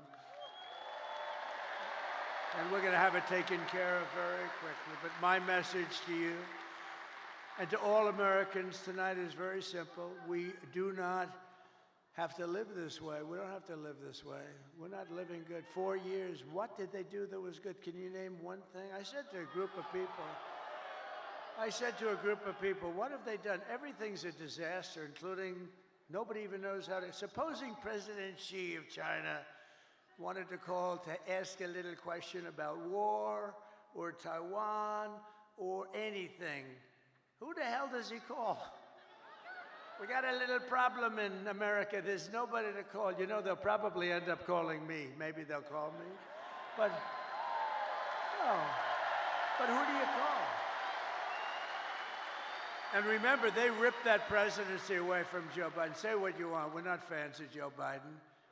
You know, I spent $150 million on him. We went through the convention. We never mentioned Kamala. Nobody knew who the hell she was. And all of a sudden, they picked Kamala, even though she was in last place. She came in number 13. They had 12 plus Kamala. She was considered the 13th. But then they wanted to be politically correct, so they picked Kamala. And they called her Harris, and nobody knew who Harris was. Like, call Harris. Who's Harris? Weird. You know, it's a very nice name, but it's a strange name because nobody knows who she is as Harris, so we have to call her Kamala. But she was the least popular. She got no votes. She lost in the primaries to Joe Biden and everybody else. She was the first one out. She quit the first one, 22 people. She left. She never made it to the great state of Iowa, never made it. And now we're running against her. But she's been exposed, you know, she's been exposed. She's a radical left lunatic who destroyed San Francisco. But we don't have to settle for weakness and incompetence and decline and decay. That's a nice word, decay. That's what's happened. That's a nice word, decay. Can you imagine? And nobody will question it because it's true. With your vote tomorrow, we can fix every single problem our country faces and lead America, indeed the world, to new heights of glory. Think of that statement, how beautiful that is. New heights of glory, that's what's going to happen. When we win the election and we're really well, look, the ball's in our hand. All we have to do is get out the vote tomorrow. You get out the vote, they can't do anything about it, we win.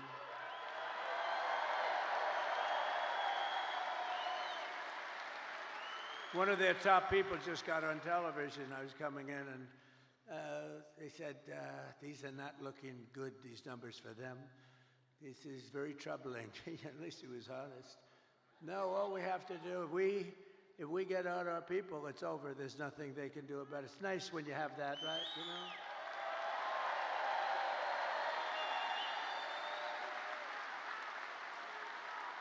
You know? In other words, to make you feel a little guilty, we would only have you to blame. But we put ourselves in an unusual position. Never happened where we're leading by hundreds of thousands of votes in the early stage vote. That's never happened before. We've always been losing by sometimes millions of votes, and you know, you keep catching them on Tuesday, but Tuesday comes along and you make it, or you don't quite make it, you're a little short, and then they cheat, and it makes it a little tougher.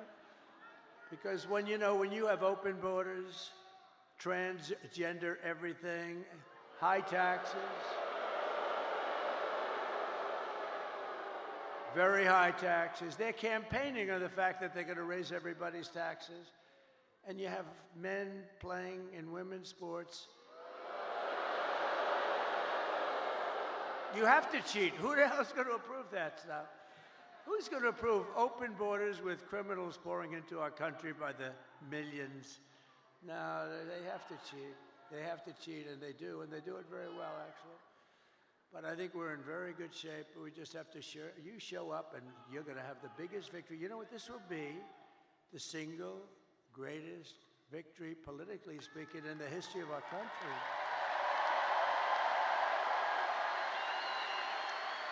And when we win the election, only one day from now, do you know how that sounds?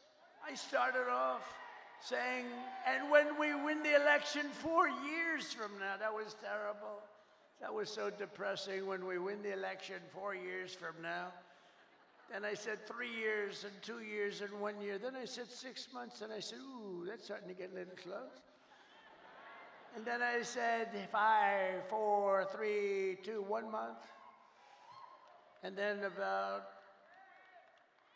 3 weeks ago, when we win the election in 21 days, it just seemed very far away. And now I say when we win the election tomorrow. Can you believe it? Can you believe it? Wow.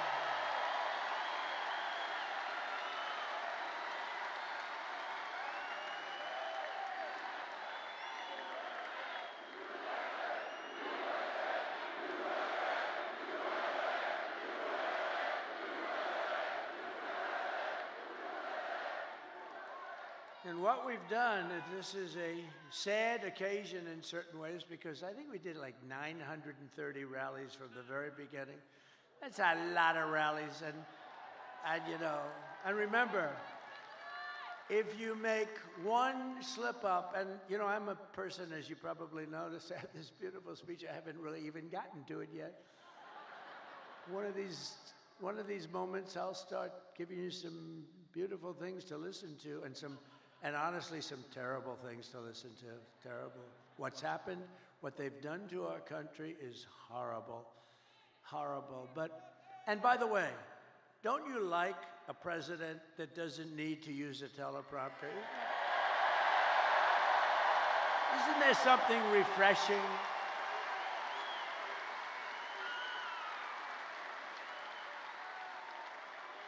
But I think I heard somebody say it's like 900, maybe a little more than 900 rallies. And, you know, rarely do they ever catch me making even a little mistake. I go through rally after rally, 10, 20, 30, and then I say the wrong. They say, he's cognitively impaired. No, we're not.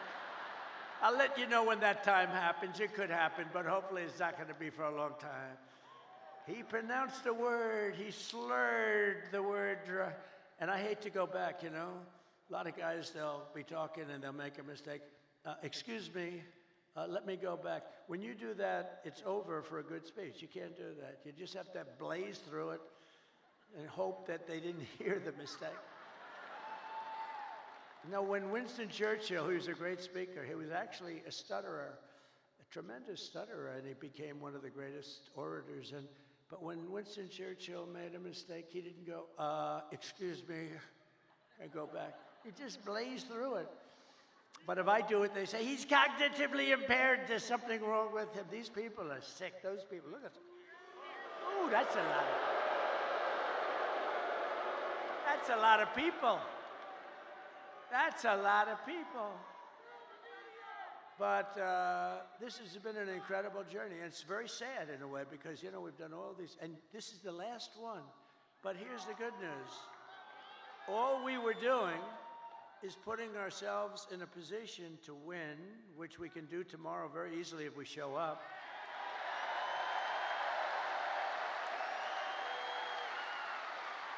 Just so you know, if we show up, they can't win. They can't. They mathematically can't win because they're so far behind. If you don't show up, I guess. But here's the one thing I will say. Show up anyway, but they have no enthusiasm. She had a rally today. She couldn't have had more than 100 people there. And I had all 4 stadiums were full, but she had a rally, and she was screaming, we're going to win, we're going to win. And they wouldn't follow her. They wouldn't say it. Did you see that clip? I'd like to put it up. The problem is I don't put up too many clips. I have the most beautiful clips. The problem is the press won't follow them. I had a friend a couple of weeks ago. We made these gorgeous clips, and actually gorgeous in one way, but horrible in another, showing the death of children and all the damage that they've caused with the open border. And all they have to do is take those cameras, look at all those cameras, and all they have to do is move them like an inch over and an inch up. I have oftentimes, well, not too many. I have oftentimes screens right behind me. All they have to do is just move it up 2 inches like this. And they don't do it because they're fake news. They don't want to show what's on the screen. It's so shame.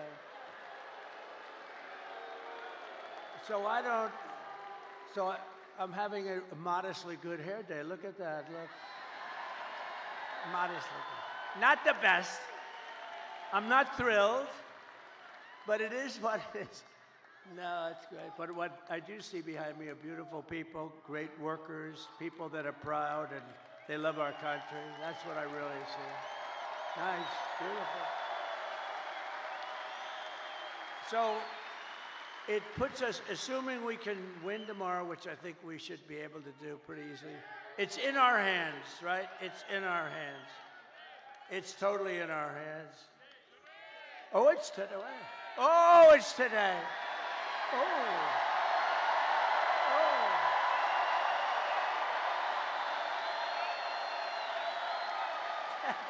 Thank you. That's today. Wow. Can you imagine a crowd like this at like 1 o'clock or some ridiculous time in the morning? On a Monday/Tuesday, right? Think of that. What a compliment. And it is true. She had nobody at these rallies. That's a poll. Look, Mr. Wall. Look at Mr. Wall over there. This guy. It was always my ambition to buy a suit like that and wear it one time. Well, I came in a sanitation uniform last week, and that worked out pretty good. Because Joe Biden, in one of his crazy moments, said that we were all garbage. But they've shut him down. They took the election away. They walked in and they said, you're not running anymore. You're out. Can you believe? They stole the election from a president. They stole the. Can you imagine that? They said you're not. They use the word coup. I think it's worse than a coup in a sense because a coup there's a little back and forth. They said, Joe, you're out. That crazy, horrible human being, Nancy Pelosi, who cheats like hell. She sold. She sold. You know what she said last night? She said, and there's another guy, the guy, how do you explain that guy? They say, well, we'll get ready to start impeaching him. Now, how bad are people like that? They're just trouble for our country. They're bad, sick people. They took 2 impeachments and they wasted all that time and money and energy when we should be focusing on making America great again. They're horrible people. I mean, Nancy Pelosi started with nothing. She's worth $200 million. You know, she had a big position in Visa, and she sold it. And the day after she sold it, the Justice Department announced that they were under this massive investigation. You're a stock guy, right? They're under a massive investigation. So I don't know what happened, but I don't imagine the stock went up. History would tell you the stock went down. Did it go down a lot? It went down a lot. So they have this big position. She sells her stock. Hours after she sells her stock, they announce that Visa is under massive investigation. The stock goes tumbling down. She's a crooked person. She's a bad person. Evil. She's an evil, sick, crazy.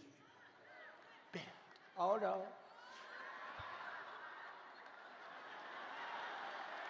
It starts with a B, but I won't say it. I want to say it.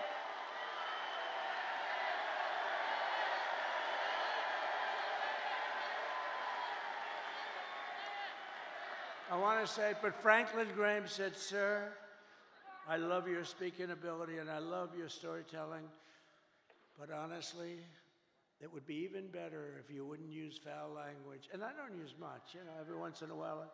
And it's never a real bad word. It's, it's like never bad.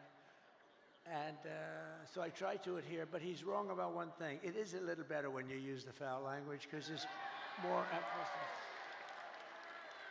No, but these are bad people. These are bad. Adam Shifty Schiff. I call him pencil neck. He's got the smallest neck I've ever seen. He's got about a 4. And he's got the biggest head. So I don't know how the neck can hold the head. He's an unattractive guy, both inside and out. And this guy can end up being a senator, but don't worry, we've been beating him for 8 years. We've been beating these people.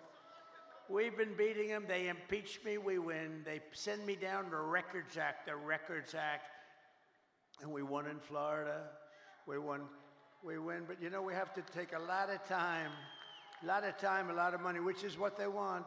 A lot of time, a lot of money. This way we can stop. The one guy we don't want to fight is Trump. We can stop him from getting the Republican nomination. And I got the Republican nomination in record time. Record time. And let's keep going, and maybe we can stop him from winning the presidency. But that's looking pretty good tomorrow, I'll tell you. They give us probably a 95. What do you think, a 95% or something like that? But don't believe it. Don't believe it. Go out and vote. Remember the story of Hillary. Just remember, this is why I tell you the story. She was in bad shape when she called me up that night. And by the way, she called up and conceded, and then spent 7 years on saying how she was a good sport. Oh, she's a lovely person, Crooked Hillary. But you know what? She's smart, but she wasn't like, she lied a lot. I mean, a lot, but nobody lies like this Kamala. Kamala, he will not ever frack in Pennsylvania. My whole case is fracking, and he will open the borders immediately. No, I'm going to close the borders. However, if people want to come in, they can come in legally. They have to come in through a process. We need people.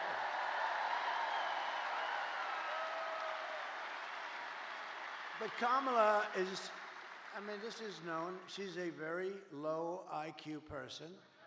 And we don't need a low IQ individual. We've had that for 4 years, and our country's going down the drain.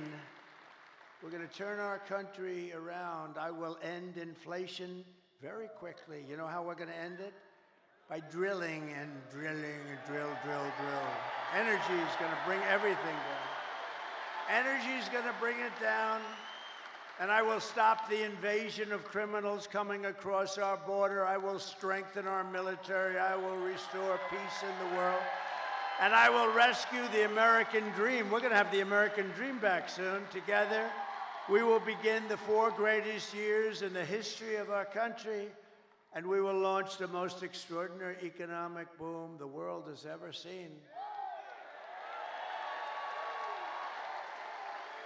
If you vote for Lion Kamala, you will have 4 more years of misery, failure, and disaster our country may never recover from. I don't believe that our country can take any more of this without just gone. I don't believe it can take any more. It's going to be, can't take this. This is abnormal abuse, And I heard somebody said the wall. I built 571 miles of wall, which is much more than I said I was going to build. And you know, it really worked. Walls work. 2 things work. What are the 2 things? Walls and wheel. They're the only 2 things that never get obsolete, right? Walls and wheels. A wall and a wheel. It's always going to be around. Other things, they have the beautiful computers. You know, you buy a computer. Oh, this is the greatest. 2 weeks later, it's obsolete. That goes on. I don't know how people do it. We have the king of computers. We have the king of everything endorsed me, Elon Musk.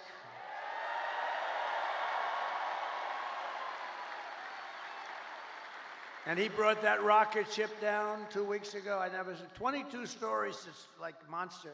You don't know, is it big or small? It's a monster. 22 stories.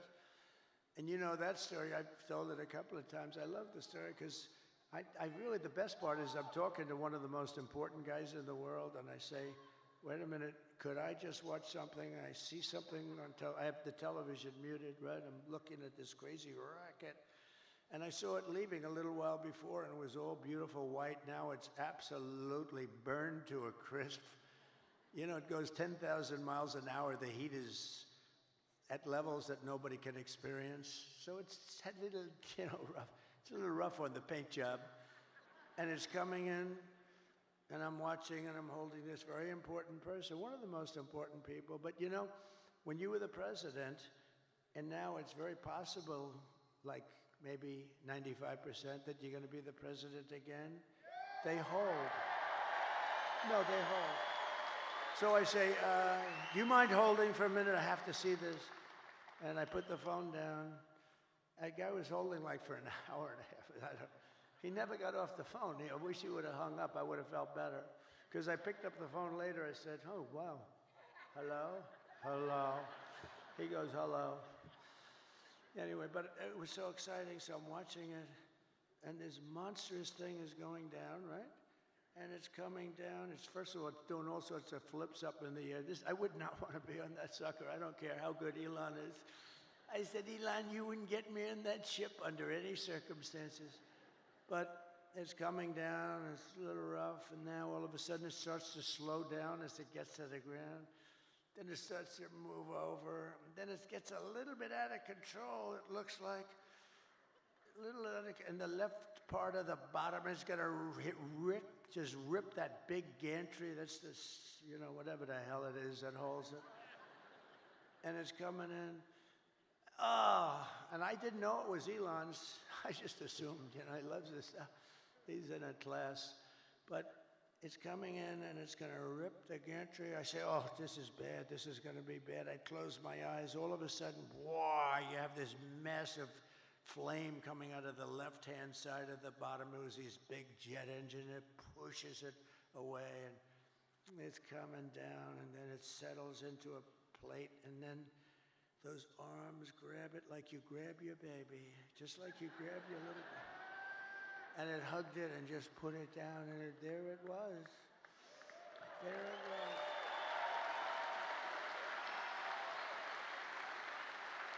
And I called Elon. I said, was that you?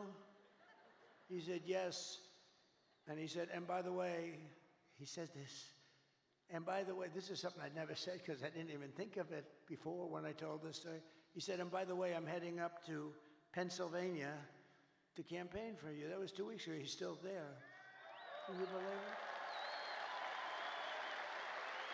Because he considers the election more important than rockets, more important than anything. He helped us out a lot in North Carolina and parts of Georgia where they desperately needed the Starlink. I had no idea what Starlink. They called me up. They called me up in Georgia. Elon's incredible. He has Starlink. He's got everything has to do with stars and stuff. Very complex stuff. No, he's amazing. But, sir, I know that you know Elon Musk because I read your endorsement. You know, he says it's the most important endorsement he'll ever make. It was such a nice thing, and he said he wants to help. And I didn't know he was going to help to this extent. He went up. He won the big case today, too. He won the case. Huh? Because I don't know, he did something that I don't know what he was doing, but he did something with lotteries. And, you know, he's in a different, he's amazing. He's going to do lotteries and this and that and make your life fun. And he's having a good time. You know, he usually is in a lab, and he's happy there. All of a sudden, he's escaped the lab, and now he's out. And the public adores him. He's a great guy. The public absolutely adores him.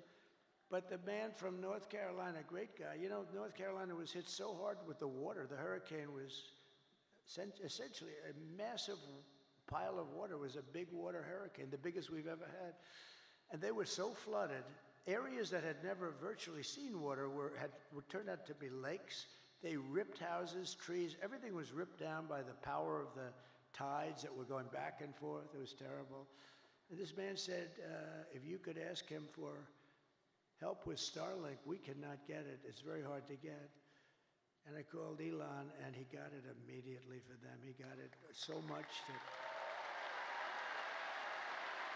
he had it there immediately. So much that you know, they couldn't even believe it. He said, this has saved a lot of lives. They had no communication in North Carolina, which, by the way, we're leading. In fact, somebody said they picked up stakes. There's no more ads. There's no more ads. That's usually a good sign. That's usually a sign that they're not going to win. But one of the reasons they're not going to win is because FEMA did such a bad job. So FEMA, you know, we had a great FEMA. We did good. But they spent most of their money, as you know, on illegal migrants coming in. They spent They spent so much money that they didn't have the money to take care of the people from North Carolina. But we will be there on January 20th, because on January 20th, that's when you assume it. But they pulled up stakes. Historically, when you pull up stakes and stop advertising and leave, historically you're in pretty good shape in this state. Is that correct politically? Because I haven't done this as long as some of the, as well and as long as, well, I think I've done it better actually, because I ended up being president, so I probably, but some of our great politicians have done this for a lot longer than me. So let me ask you, all of these senators, and when you pull up stakes and leave, historically Doug Burgum was so incredible. He really is, isn't he? Is he a class act? His wife is much better. She blows him away, right? Catherine is much better. But Doug, when you pull up stakes and you stop advertising, doesn't that generally mean that it's over, right? It's over. Doug is cautious. He doesn't want to, he thinks it's a trick question. No, it means it's over. And I think it's over in a lot of places. I think we're going to see some incredible stuff tomorrow. But it won't matter. It won't matter as long as you go out and vote. Nothing's going to matter, because it's in our, you know the expression, the ball is in their hands, the ball is in our hands. They can't do a thing about it. And now you're going to go out there later today.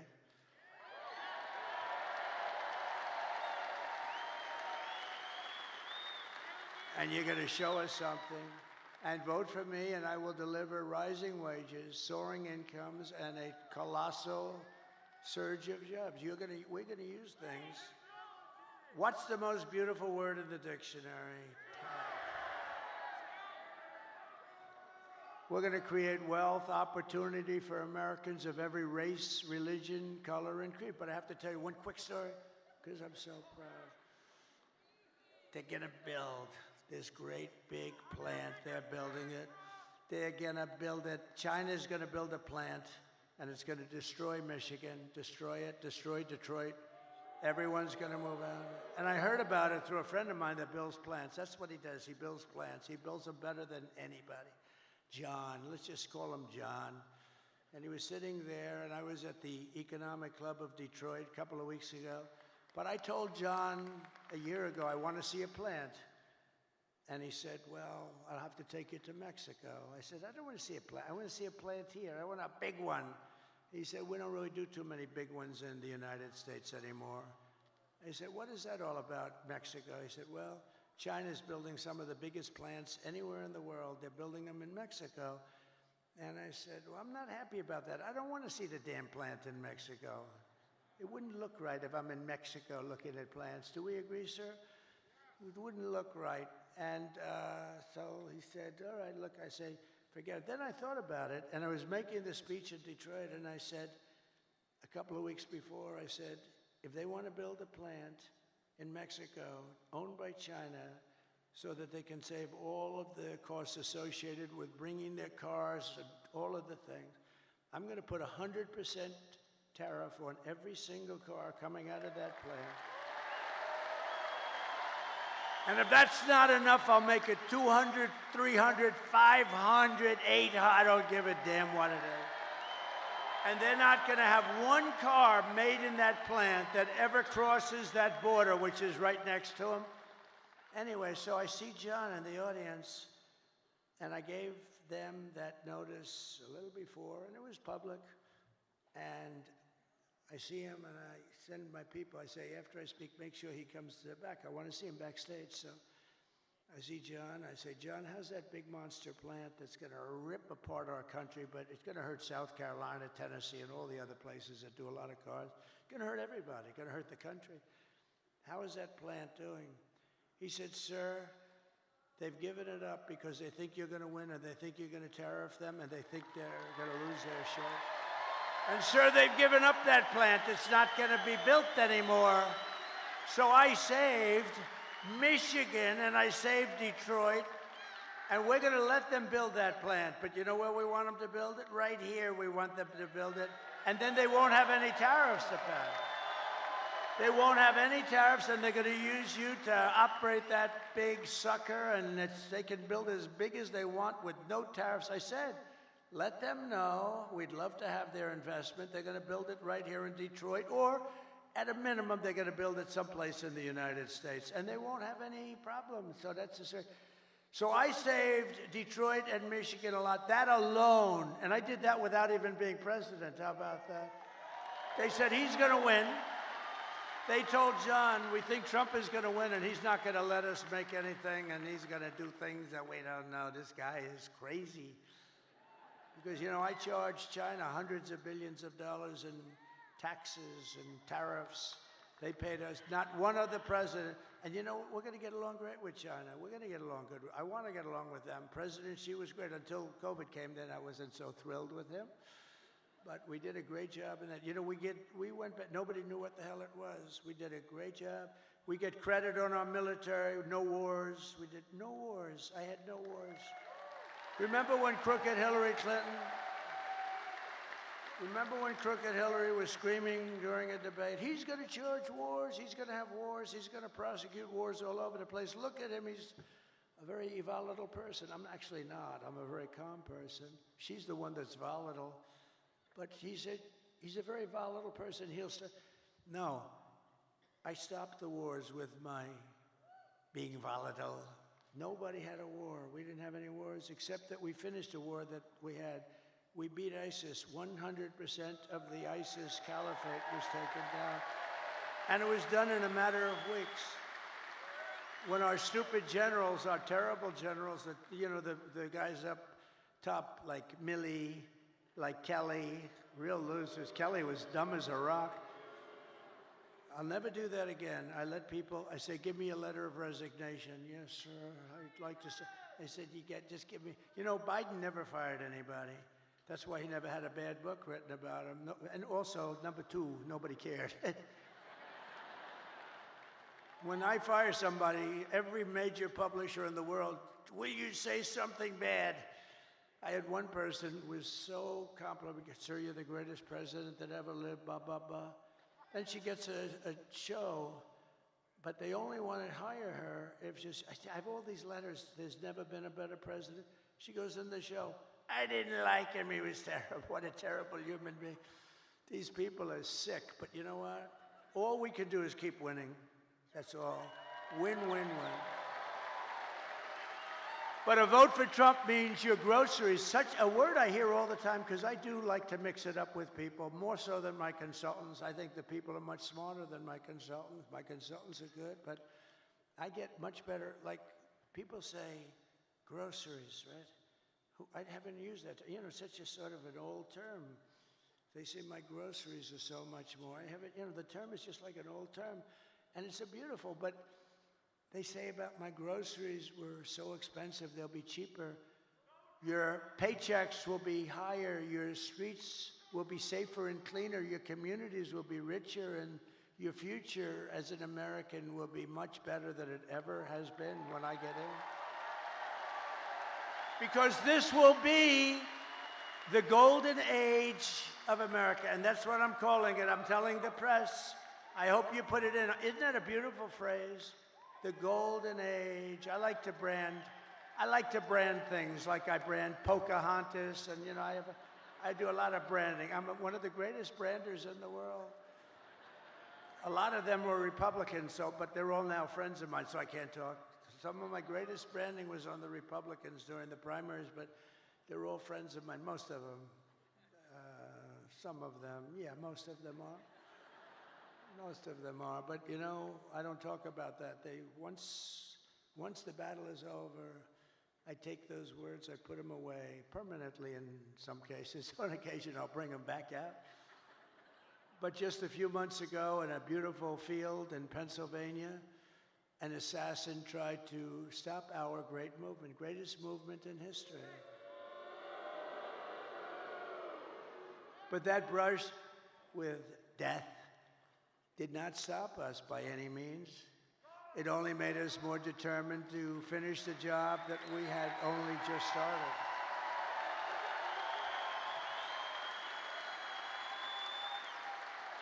That was not a pleasant day, I will tell you. That was not a pleasant day.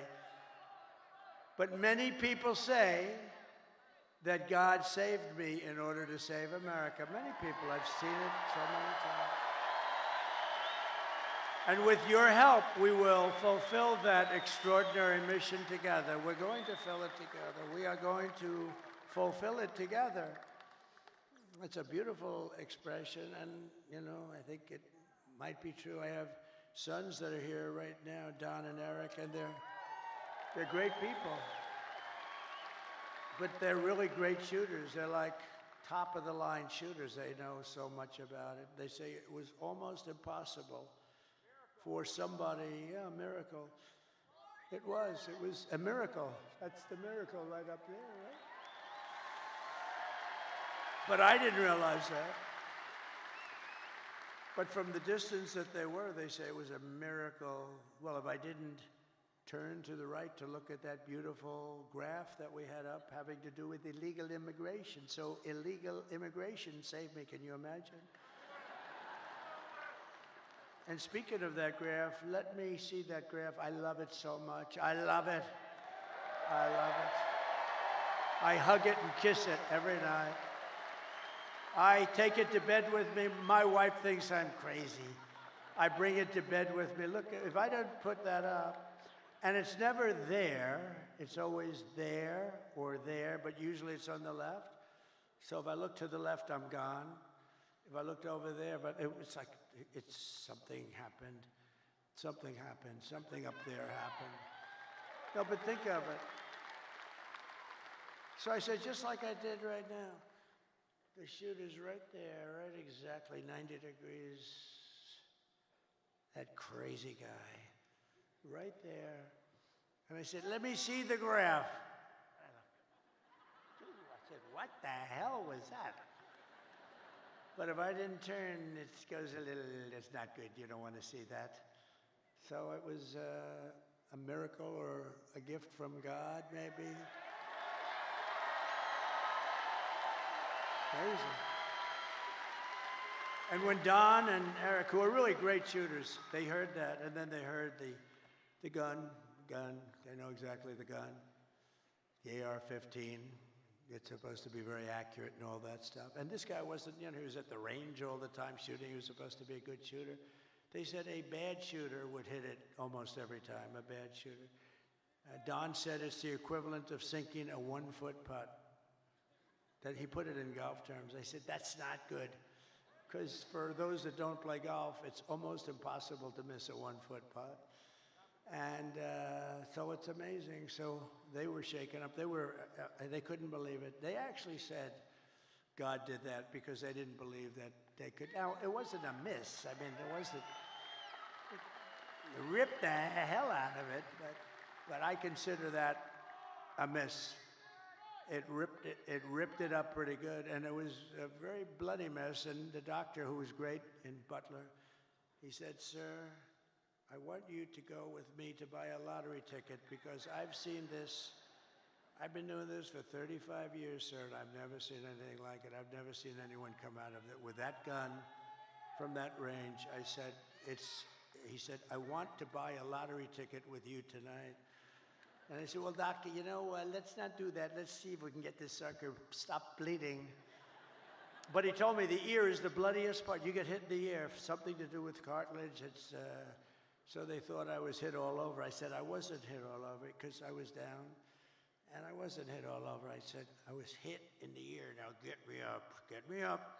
They said, sir, and they were touching all over this place because it was so bloody. They said, sir, you've been hitting other. I said, I'm telling you. You know, it's funny, when I was, the word surreal, right? When I got to the White House, I was standing right outside and then inside the Lincoln bedroom.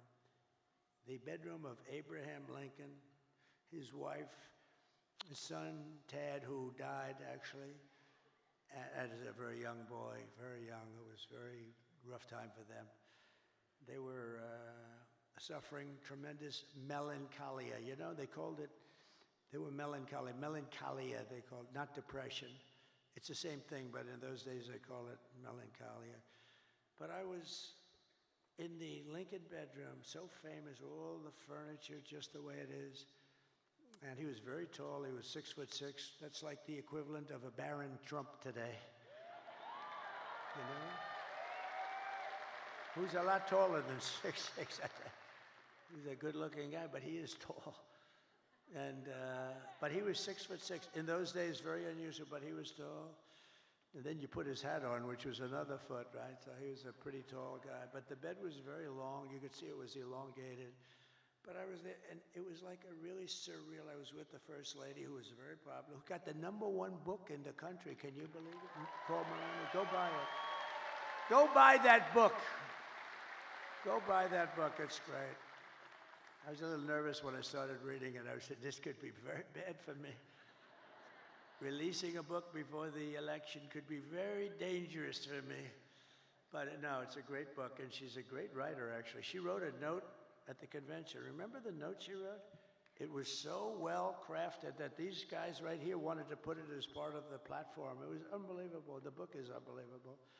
So go get it for Christmas or something. But it was just, when I was in the Lincoln bedroom, it was a surreal experience. It was like an outer body, they call it, experience. And it just was like it was something unbelievable. I said, can you believe this is where we are? And I was not a Washington person. I was only there 17 times, according to the fake news. But I think it's right. I was only there 17 times in my entire life. I wasn't, and I was a New York guy, which, you know, now I'm very much a Washington guy. I know the good ones, the bad ones, people. I know the dumb ones, the smart ones. I know a lot about the people. I didn't know anything about the people. I had to rely, and we did great. We had mostly great, the trade people, the war people. We had a lot of great people. But when I was on the ground, there was no surreal experience. I knew I was shot in the ear. And I was telling Secret Service, and let me tell you, they were damn brave. I went down fast, I looked, there was blood all over my hand. I said, this is not the normal situation. It's either the largest mosquito in history or I got hit by a bullet.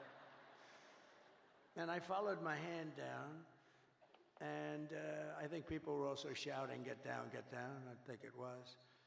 But I went down, and I'm telling you, I had, I guess, 7 Secret Service agents follow me. They were very brave. I'm telling you, those bullets were flying over our head. And, you know, you can't forget that. Can't forget that. Those bullets, and I heard those bullets going. I said to somebody, how fast were they going? They gave me some mathematical number. I said, no, I want to know in miles per hour. And I think it was 3,200 miles per hour. You know, think of that. You know, a car, you're going fast at 70 or 80. These are 3,000 something. And those suckers were going over my head. There were 8 of them. Total, it was a total of 8 shots fired. And then it was a shot by a Secret Service sniper. Amazing, 1 bullet he used.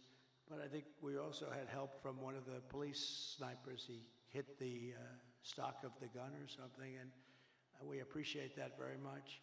But it was amazing. But when I was down there, I was totally aware. I said, no, get me up, because I was speaking in front of a massive, you couldn't even see the end of it.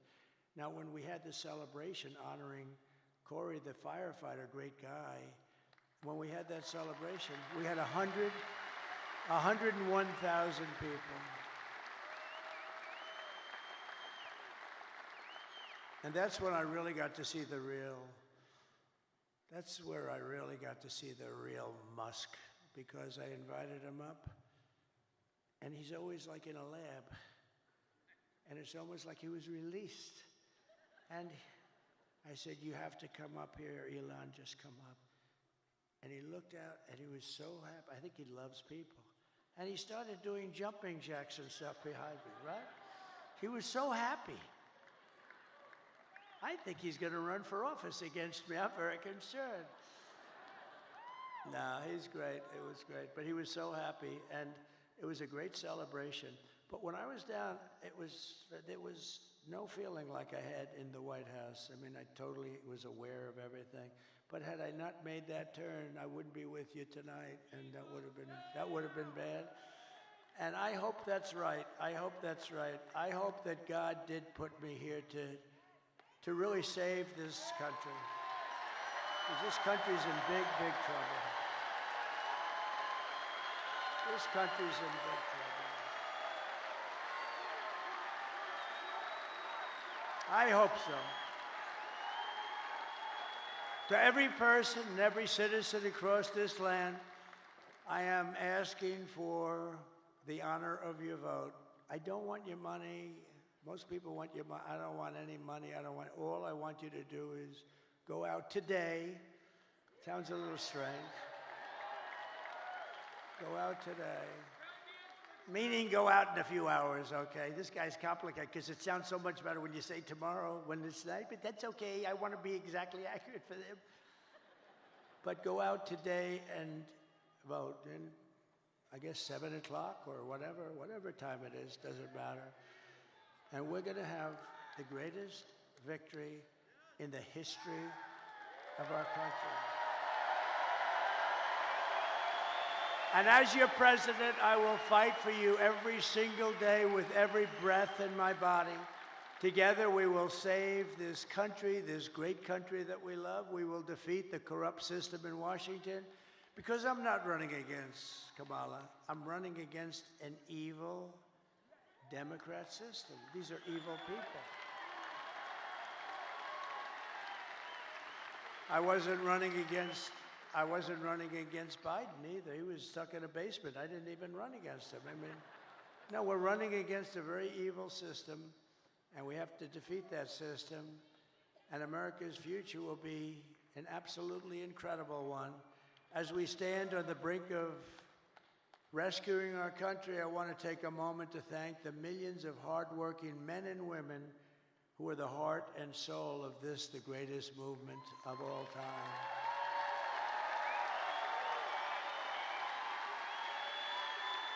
Because it's you much more so than me, frankly.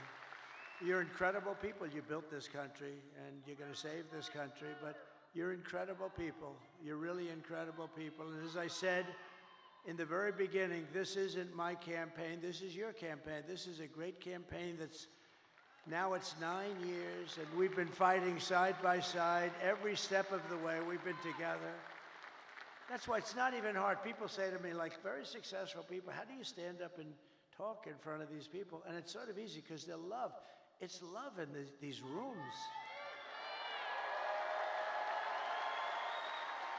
I just left Pittsburgh, Pennsylvania, fly up here, and the love was the same. It's such love, and it's not hard to do. It's much harder to do when you have people screaming at you.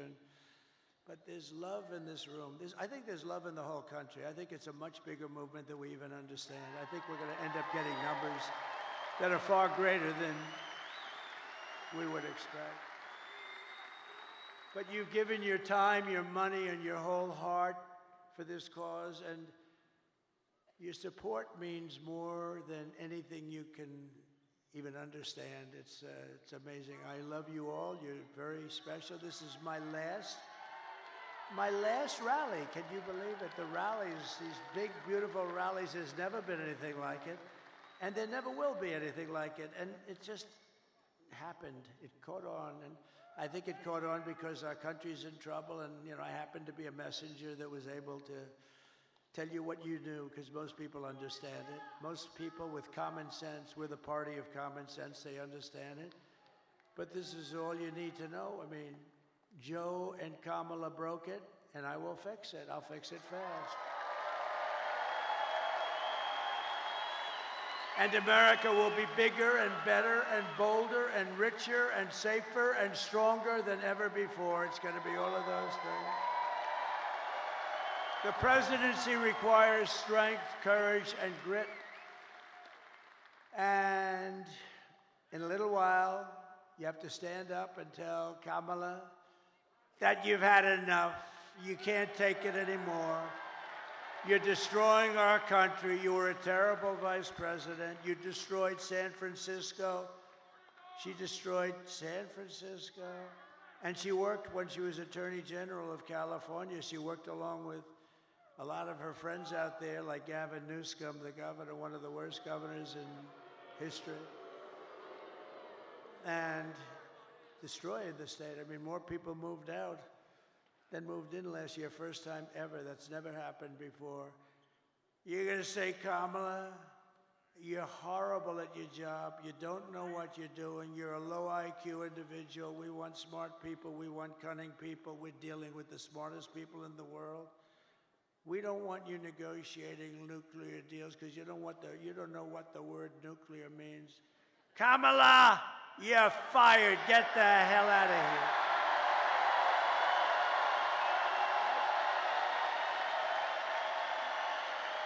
You're fired. Get the hell out of here. You want to ruin our country. If we win Michigan, we win the whole thing. The whole thing. Over the past 4 years, Kamala has orchestrated the most egregious betrayal that any leader in American history has ever inflicted on our people. She was given the authority to run the border by Sleepy Joe because he wanted to go to bed and he wanted to sleep.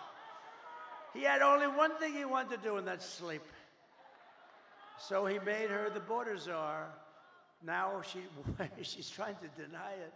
By the way, the Border Patrol 2 weeks ago gave us the strongest endorsement you've ever heard. They said he's the greatest president in history and the best president on the border by a factor of 10. And I said to them, does that mean I'm better than Abraham Lincoln and George? What? Yes, sir, you're better than both of them. I had one problem. I had one of the guys that came up, and, they all, like 10 guys, they all made speeches. He's like 36. He said, sir, you're the greatest president in my lifetime. I said, I like the first guy better. I like Lincoln and Washington better than 36 years, right? But he meant well. But you know what? In terms of the border, what we did, we built all that wall. We built an extra 200 miles. They could have flipped it up in 3 weeks. You know that. It was all built. They sold it for scrap metal for 5 cents on the dollar, so much. And that's when I realized they actually want open borders. She has violated her oath, eradicated our sovereign border, and unleashed an army of gangs and criminal migrants from prisons and jails, insane asylums and mental institutions. And these people are all coming into our country. Are you okay down there? Is somebody hurt? Oh. Is somebody hurt? Oh. I saw you looking on the floor. I thought somebody was hurt. Oh, okay. We don't want our people to be hurt, right? We don't want that.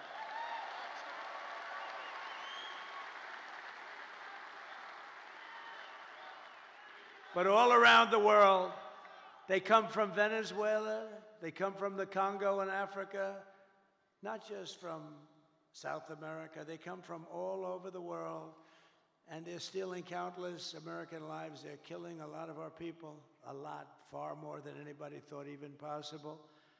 The day I take the oath of office, the migrant invasion ends and the restoration of our country begins. It begins immediately. The United States is now an occupied country. Who would have believed somebody that's running for president and perhaps will be president in less than 24 hours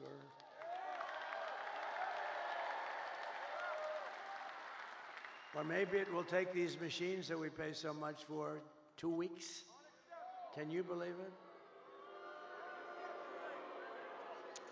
You know, if you used very highly sophisticated watermark papers, it's more sophisticated than the machines. Paper, highly sophisticated. Okay, if you used paper, and if you used voter ID, and if you had 1 day, and you, in addition to voter ID, you have a proof of the fact that you're a citizen of our country, which would be nice, you would have the results tabulated like in France. They had 37 million people. The results were tabulated at 9:30 in the evening. They had a winner, they had a loser, and they went home.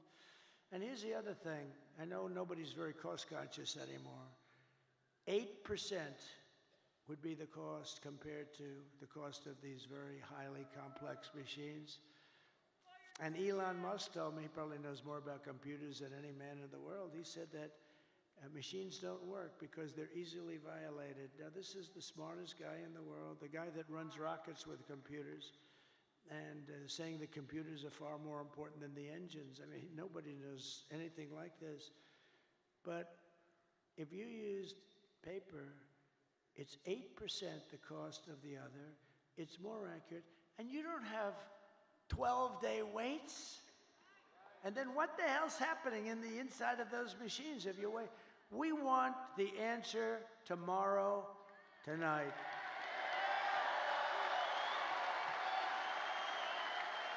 We want the answer tonight.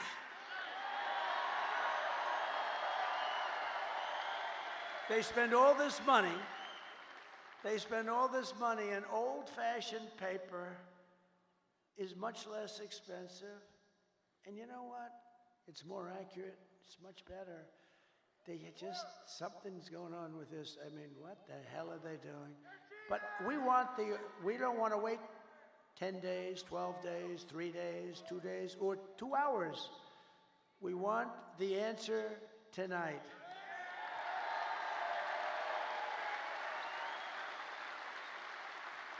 So we live in an occupied country, and I will tell you, we will be an occupied country no longer. This will take these young guys, these have military type equipment, highest grade, highest level, supreme military equipment. Where the hell did they get this stuff? They've taken over large parts of Colorado. They've taken over parts of numerous states, and a lot of people don't want to talk about it because they think it's going to destroy their city or town. They're all over the place. And when they're not, those people running those towns, when they're not, they're petrified. They don't want them coming in. In one town in Ohio, as you know, they have a beautiful town of, think of this, 50,000 people, and they dumped 30,000 migrants into the town. So you have 50,000, now you have 30,000 migrants. Springfield, Ohio. It's a beautiful place, gorgeous place. And now if you want to go to the hospital, you can't. If you want to get a checkup, you can't. If you want to find a doctor, you can't. If you want to get your kid into school, you can't. It's a whole different world. We can't allow this to happen. They're destroying our country. November 5th, 2024 will be Liberation Day in America. On day one, I will launch the largest deportation program of criminals in American history. I will rescue every city and town that has been invaded and conquered. Can you believe I'm running for this great office and I'm talking about rescuing cities and towns that have been invaded and conquered? Can you imagine 10 years ago? Can you imagine 10 years ago using language like that? Or saying, we will not allow men to play in women's sport. You know, if you go back just 10 years and you move yourself forward and you heard a politician saying, we will not allow men to play in women's sports, they'll think, is this guy crazy? Of course they're not going to pay. To expedite removals of Tren de Aragua and other savage gangs like MS-13. Tren de is from Venezuela prison system, and they are rough. I will invoke the Alien Enemies Act of 1798 to target and dismantle every migrant criminal network operating on American soil. And if they come back into our country, it's an automatic 10 years in jail with no possibility of parole, because we don't want them back. And I'm hereby calling for the death penalty for any migrant that kills an American citizen or a law enforcement officer. And I will ban all sanctuary cities in the United States of America. They're sanctuary for criminals. 4 years of Kamala have delivered nothing but economic hell for American workers. The workers are getting destroyed. Her inflation disaster has made life unaffordable and cost families over $30,000 in higher prices. Think of that. Who can afford that? Just days ago, we had the worst jobs report in modern history. I never wanted to be Herbert Hoover, and I'm glad these numbers are coming out now. I'll fix it, but boy, it's getting bad. 12,000 jobs were announced. Now, usually you hear 200, 250, you know, and you hear it for years and years. 12,000 jobs. And then they became frauds. It was a fraud on the country because they made up numbers. 30,000 private sector jobs were killed in a single month, and nearly 100,000 manufacturing jobs have been wiped out since just the start of the year. You don't hear these numbers from the fake news. 150,000 Americans joined the unemployment rolls in October. 150,000. These are depression-type numbers. And nearly 250,000 people dropped out of the labor force. Just think, a few months ago, they fraudulently claimed 818,000 jobs were created, when in fact there were none. They said 818,000 jobs were created in our country, which kept us, and what that did is it kept us like okay. It wasn't great, but it was like not record-shattering or anything, but it was a lie. And they thought they'd be able to get away with it until after the election, and then announce after the election that they made a mistake. These are bad people. Fortunately, there was a whistleblower who I think should be entitled to an award. Could you imagine if it were me and we lost the election and then a few days later they say that the job numbers are being revised by almost 1 million people? And now they've just revised it again. On top of the 818,000, 112,000 fake jobs were just announced. So you add that up and it's almost 1 million fraudulent jobs were announced. And nothing happens. These guys don't report about it. If I was talking about 2 jobs, it would be like front page on every newspaper. They cheated, and it's fraud. You know, when they make mistakes, they make them for 2,000, 3,000.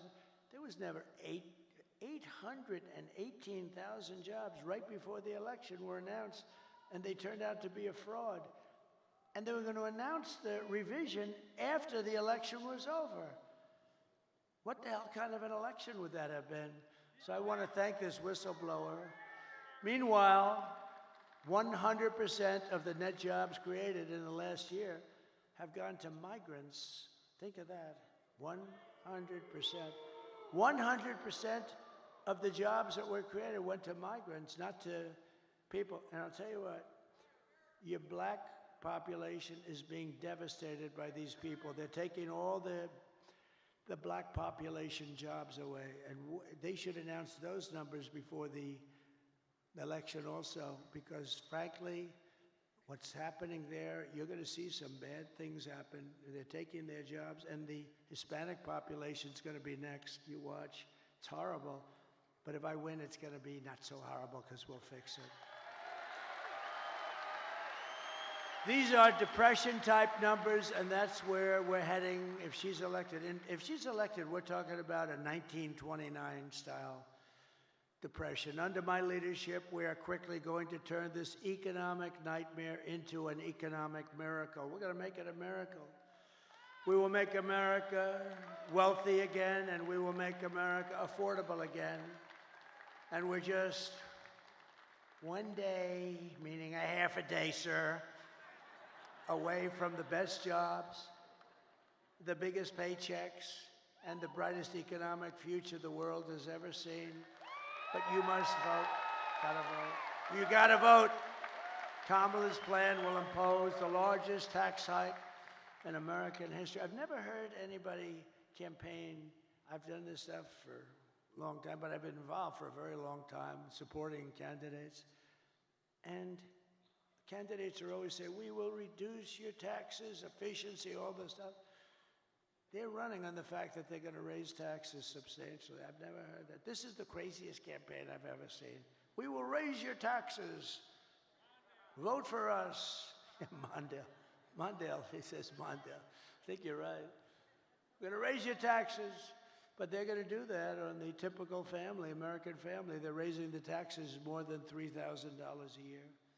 My plan will massively cut taxes for workers and small businesses, that we will have no tax on tips, no tax on overtime, and no tax for our great seniors on Social Security benefits.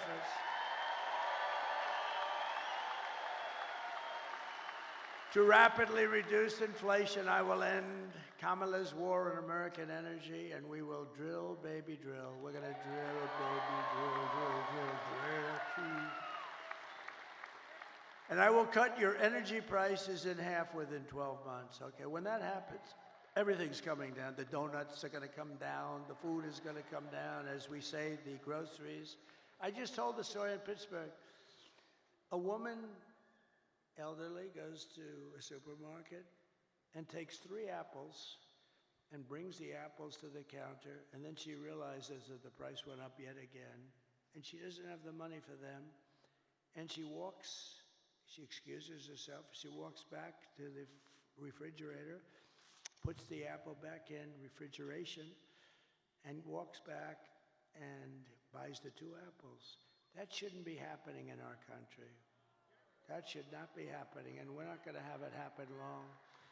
I will cancel Kamala's insane electric vehicle mandate. And I will make interest on car loans fully tax deductible. So how about that? People, the most brilliant people, is that Scott Bessent over there? Where's Scott? Scott, stand up. He said he's one of the most brilliant people on Wall Street. Do you agree, Scott, that you're one of the most brilliant people on Wall Street? Because everybody else says it. He's too shy to say it, but he's a genius. You know what his theory is? The stock market is the only sign of life, and it's only going up because everyone thinks Trump is going to win the election. And others too. I'm seeing it a lot. I think they're following your lead. But I appreciate that confidence. It's very nice. He's a brilliant guy. But so they call up and they say, brilliant guys are calling me up. And they say, where'd you come up? On a car loan, we're going to give people, we want to develop the car business in this country. In a car loan, we're going to give people the right to deduct the interest. But only if the car is made in the USA. What the hell do I care if a car is going to be made in? If a car is going to be made in Japan or China or someplace else, what the hell? I don't care if they buy it. I want them to buy cars. So think of that, what that's going to do for Michigan. So if a car is made in Michigan, you get a big deduction. That's going to be somebody. So I started just with the deduction. Then I thought to myself, why should I give them a deduction to buy a car that's made in China or Japan or South Korea? Well, I don't, look, I mean, they're wonderful people. Everyone's wonderful, but I want them to be built here. So then I came in with that little extra tip, and it says, but you only get the deduction if the car is made in America. Isn't that cool? And hopefully right here in Detroit and Michigan would be great. We're thrilled to be joined by your next senator, Mike Rogers. Mike, thank you very much. Thank you. You're doing great. This guy is doing great. He is amazing. I think I'll tell you, it's hard to beat some of these people because they lie. I heard she's another one. She's going around saying she's very close to Trump. She agrees with Donald Trump on the tariffs and the wall and this, but she never agreed until about 2 weeks ago when she was losing, right? No, she's doing, but I have about 6 of them that are doing that. They're doing that against Bernie Moreno. They got a guy running against him, Brown, Sherrod Brown. I love President Trump very much. He's great. We're leading. I'm leading, how, by like almost 20 points or something. So all of a sudden they love me. They all love me. And the day after the election, he'll be calling for my impeachment.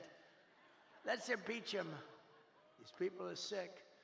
But we have great members, and Mike is really a talented guy, respected all over Washington. He was there, he was very successful. And I hope he can represent you because he's going to be one of the stalwarts. He'll be a leader. Thank you very much. And also members of Congress, John Joyce, Bill Heisinger, Tim Walberg, John Molinaire. I saw you guys. Very good speech you guys made. Boy, you really were rocking them, huh? You guys, very different styles, but tremendous talents and really good. Thank you very much. They really are tremendous. You have a great bunch here. I don't say that with all states. Some states I'm not so thrilled, but that's okay. And governors, Sarah Huckabee Sanders. Where's Sarah? She's so great. She is so great, right? Proud of her. I saw her father the other day. I served on a panel with him. And I said, you know, Mike, I think you're great. He endorsed me when I was running. He gave me a 4-page endorsement. And I think the endorsement was put out before I finished my speech.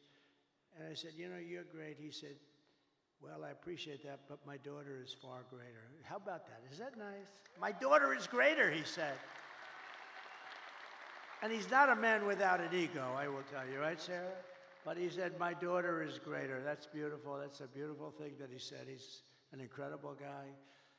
And Doug Burgum, who's become one of the real stars of the party. And Catherine, stand up. I first noticed Doug by looking at Catherine. She was riding a horse in an ad. I said, who the hell is that? But I don't look anymore. No, beauty doesn't mean a damn thing to me anymore. It doesn't mean anything, but I did notice there was a woman, and to the left there was a man riding, but I didn't notice him so much. But it was this couple, and you know the ad I'm talking about. It was beautiful. It's like the most beautiful. He looked like the Marlboro Man. Whatever happened to him? But what a combination. And he's become one of the most successful governors. What he's done with the fracking and with the oil and gas and everything, he's become something special. He's done a great job. Thank you both very much for being here. Appreciate it. And former Congresswoman and Democrat candidate for president who did very well. I watched her for a long time. She's a woman of incredible intelligence, but maybe more than anything else, unbelievable common sense and very, very special. She just joined the Republican Party, by the way. She was an independent for years. Tulsi Gabbard. Tulsi, thank you.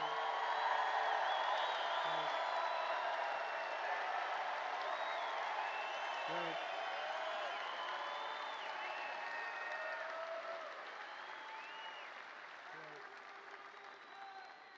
And a man who's very special with a great talent. He was the ambassador to Germany. And I'll never forget when I took him out, the happiest person in the world was Angela Merkel. When Rick Grinnell was taken out, this was the best day in Angela's life. He was not your typical ambassador. He was somebody who would say, this is no good, what's happening? And actually it was a love-hate. They really loved him, but they said he's a smart one. He was wise to what they were doing. Rick Grinnell, where's Rick? Thank you. Thank you, Rick. And a woman who ran a very good race. It was a hard race because, you know, she believes in things and she believes in them very strongly. And I say you always have to stick with your beliefs. It's very tough. I told her it's very tough. But she's a hell of a woman. She had a father who I knew. He was a steelman. He was in the steel business. He was thankful when I put the tariffs on because we saved the steel industry. And he was a real pro. He passed away, but he was a great guy. But he'd be very proud of his daughter. His daughter's an incredible woman. Tudor Dixon. Thank you, Tudor. Thank you. We miss your father, right? What a great guy he was. And then we have a woman who drives extremely fast. She can drive a car. And, you know, just very successful. Won races, but she's very successful. It takes tremendous courage and strength and everything else. It takes everything. I think driving those cars at 220 and 240 miles an hour, boy, you got to be brave. Probably have to be a little bit crazy, Danica Bradrick, right? You have to be a little crazy, right? But it's Danica. Such an honor to have you involved, Danica. Such an honor. She's so smart. We were talking about, I just can't believe it, how I was asking her questions on the plane over about, how do you do it? How do you do it? Because, you know, they had me in one of these cars that start the race, and I'm sitting in the car, and we're going like 60 miles less than what you travel at. And I'm saying to the driver, you okay? He was okay.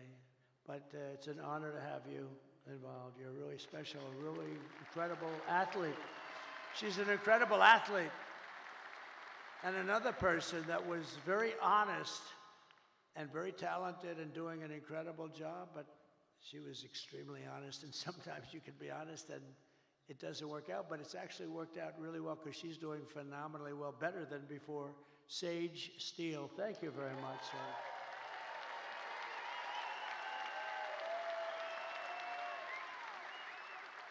And Michigan Republican Party Chairman Pete Hoekstra. Now, I told Pete, I've known Pete for a long time. He was very, very successful at everything he did, and he was an ambassador. He was one of the best. And I said, Pete, you got to come in and run the party. You got to do it for me.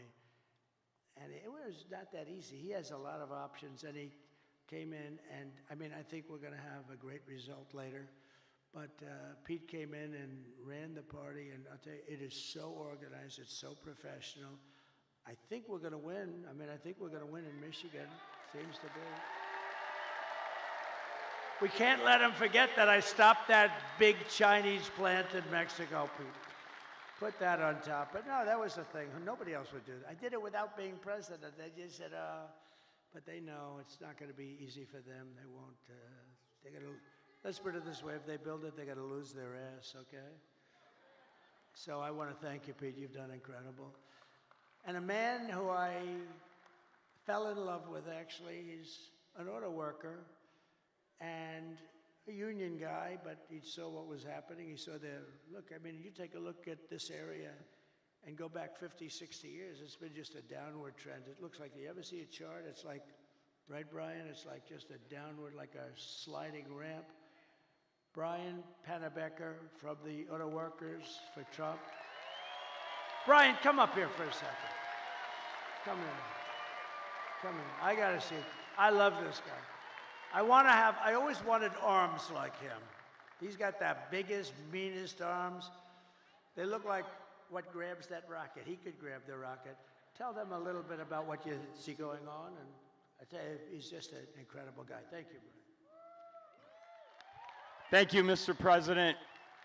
It's an honor to be here at your very last campaign rally. I gotta give a shout out to Scott Hagerstrom right out here. He brought me to Novi when you were holding a rally there in September of 2016. You were a candidate before you were president, and I got backstage and got to meet you, and I told you the little song about Macomb County, home of the Reagan Democrats. I said, Mr. Trump, if you come to Macomb County and ask for the Reagan Democrats' support, which is basically the UAW members, and I got a few of them here with me tonight. I said, if you come to Macomb County and ask for the Reagan Democrats' support and you get it, you might win Macomb County big enough to carry the whole state of Michigan. I said, Mr. Trump, if you win Michigan, we both know what that means. You win the White House. And that's exactly what happened. So we're going to do it again this year. The UAW represented auto workers are going to vote 65% or more for Donald Trump for president, and we're going to carry Michigan again. Thank you, brother. I love you. We all love you. Thank you, Brian. Great guy. Great guy. And you're a great guy. I appreciate that support. I appreciate that support. Thank you very much. It's terrific.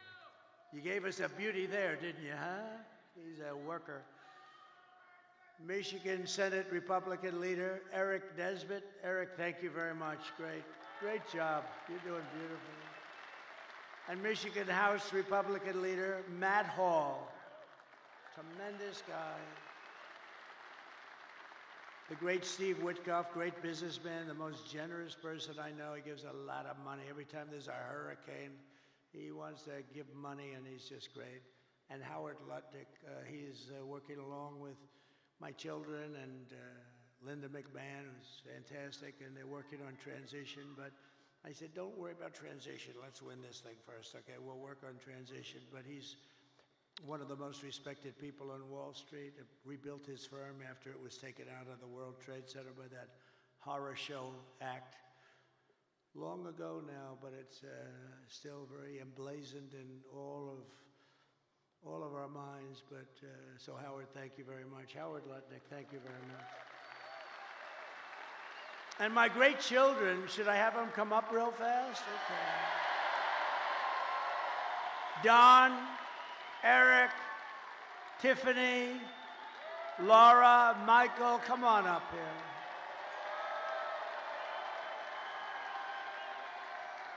And we have Ivanka at home, sitting home, watching every second of it. And we have Barron, my beautiful boy, Barron. Barron, he knows more about computers than anybody.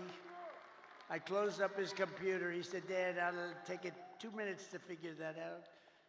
And all of a sudden, the damn thing opened up. I said, Barron, you got to turn it off. Okay, watch. I turn it off. It's no way. I put a separate code in. He's operating his computer. He's operating it 2 minutes later. So this group here, they are so committed. They didn't have to do this. I guess we all didn't have to do it, but we have to because they want to see our country be so great and so strong and so respected again. When people they're laughing at our leaders.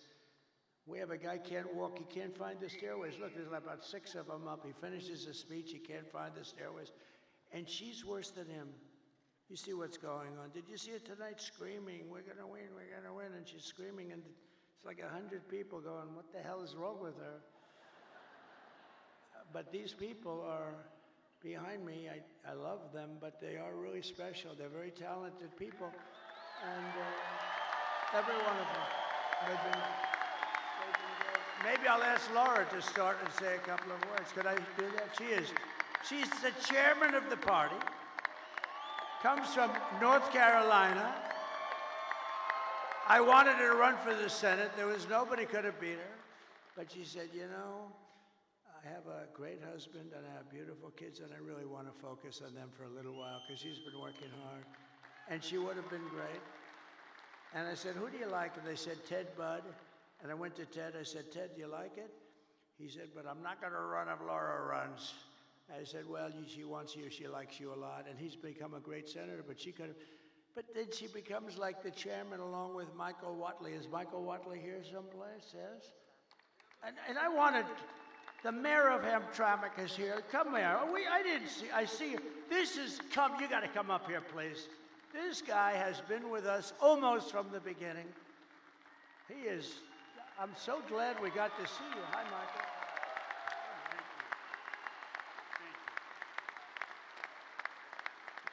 Come here.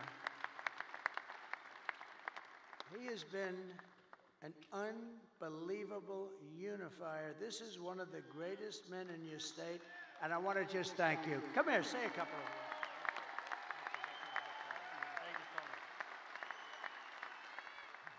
Well, good morning. It's another day.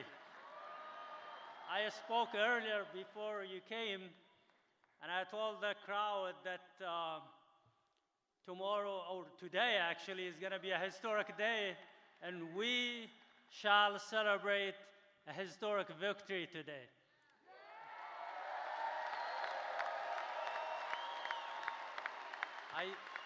I'm very proud that I endorsed President Trump, and I broke the wall of fear among the Arab American and Muslim Americans, and I destroyed that wall of isolation and the wall of silence and the wall of hesitance among the Arab Americans. And now, today, we had a survey that was posted among the Arab Americans in the Metro Detroit, and it shows that President Trump is leading by 76%.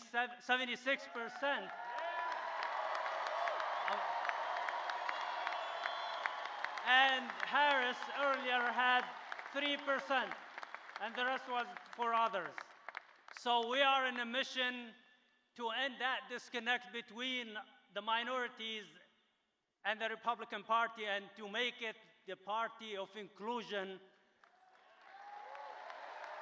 And we are in a mission, which is the priority for us today, to send President Trump back to the White House. So like I said earlier, he has done everything possible to gain your support. He told me last Friday that it was 62 days of hard work with no break and no rest, and today it's 65 days with no rest. So he has used everything possible to gain your support. Hard work, seriousness, comedy, sarcasm, everything. So how is he a threat to our democracy, as the fake news keep saying, and the other party? So I ask you and I urge you to go out and vote tomorrow. And I think we have a big chance. I'm very optimistic that we will make history and we will win and make America great again. Thank you so much.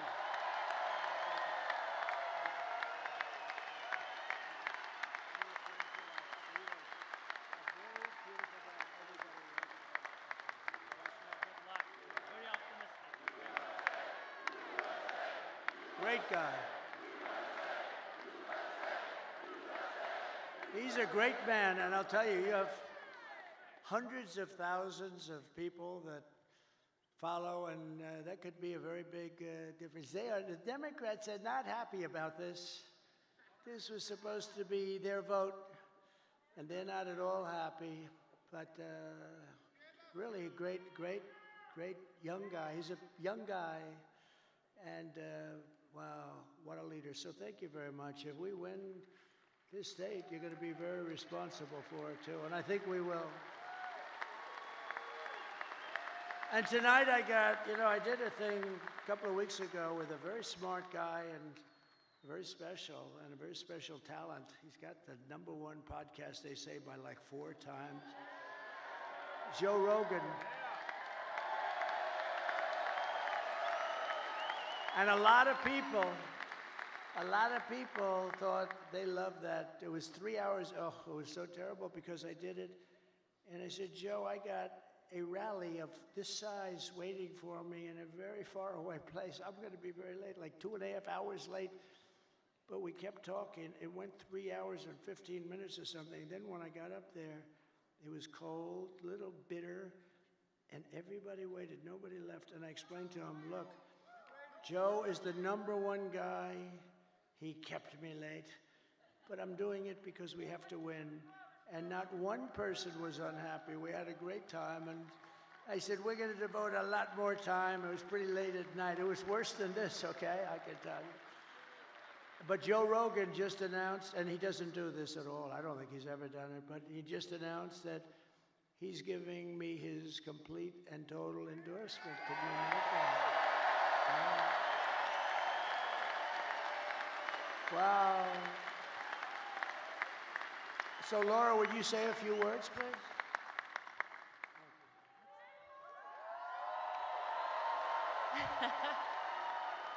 Are we ready to turn Michigan red today?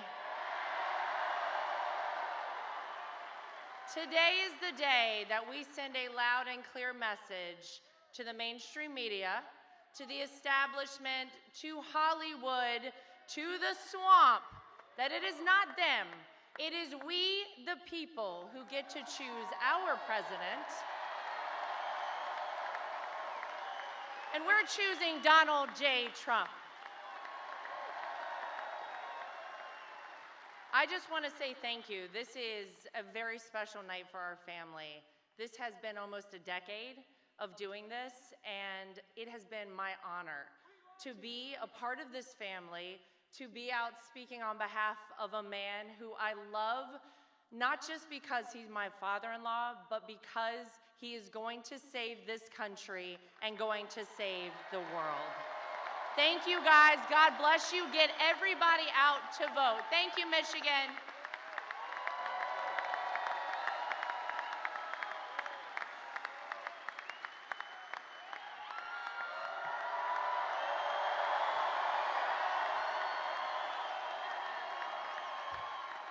Thank you, guys.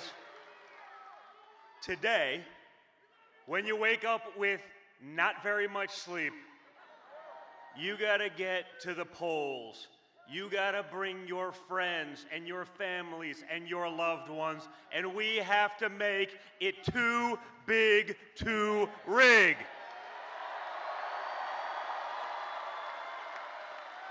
Guys, it's simple. It's a unique election. You've lived under both candidates. People like to pretend like it's not the Harris-Biden regime that has destroyed your American dream, our country, our economy, the entire world, and Western civilization. Well, you guys, starting right now, it's on you to reclaim what is yours, your country. It would be an honor for me, for you guys to show the same amount of resolve that this man showed on July 13th when he took a bullet to the face and came back defiant. You guys take that attitude to the polls, to your text messages to your friends. If you've early voted, drive everyone you know to the polls. That resolve is what kept us at peace. That resolve is what made trade deals. That resolve's going to save America, and it's going to put America first again, once and for all. So guys, now it's up to you. You make our country proud like he makes us proud each and every day. Let's get it done, America. Let's get it done, Michigan. Let's go.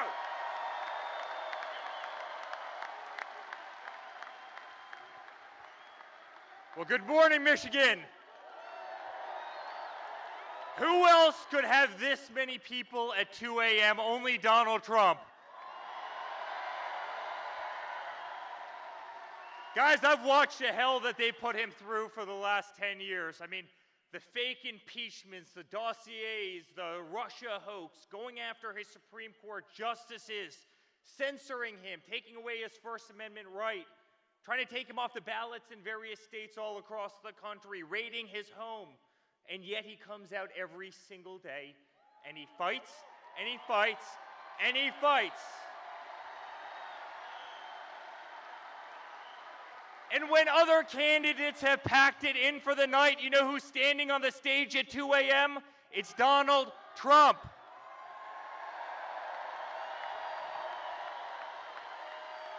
America, it's time for us to pick our fighter, and it's that man right there. And I can tell you, as a son, as a family, we have never been more proud of a person in our life. I have never been more proud to stand on a stage with somebody in my life. He's the most remarkable man I know, and I promise you I will be on the stage till the end of earth with you because I truly believe in you. And I believe what you're doing for this country and what you're doing for our children, and you are going to save democracy in the United States, and you're going to keep peace in the world, and I love you, and we're proud of you, and let's make America great again. Thank you, Michigan.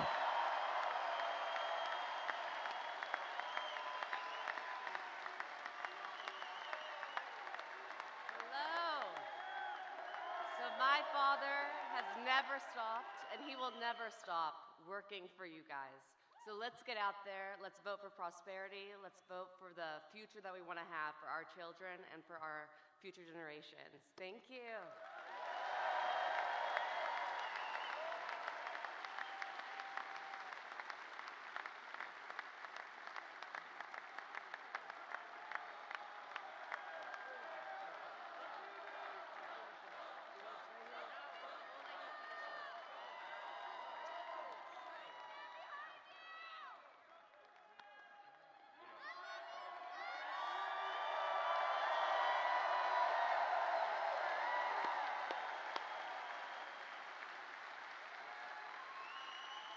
Thank you very much. They're my kids, but I'll tell you, they're very good people. They're good people. They're great people that love our country, and they're working. They don't have to do this. They don't have to do this. So in conclusion, with your vote, we are going to fire Kamala, and we're going to save America. We will cut your taxes, end inflation, slash your prices, raise your wages, and bring thousands of factories back to America and back to Michigan. And a lot of it will be using my favorite word, tariff.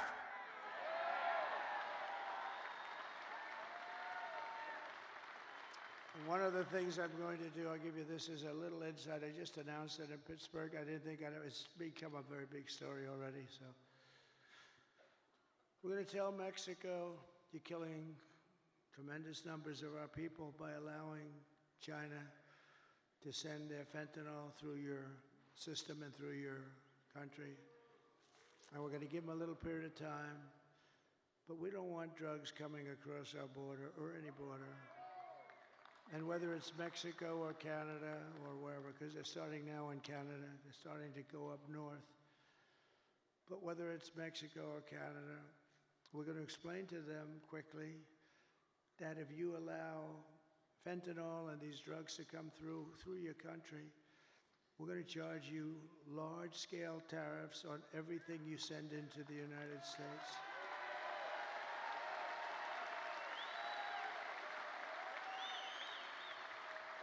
And they're making a lot of money in the United States. They couldn't exist without us. So we're going to do that. And we're going to tell China that if you continue to send fentanyl to Mexico or any place else that comes into our country, we're going to charge you a 25% tariff on everything you sell into the United States of America. We're not going to we can't let them. And you've never heard that from anybody but me.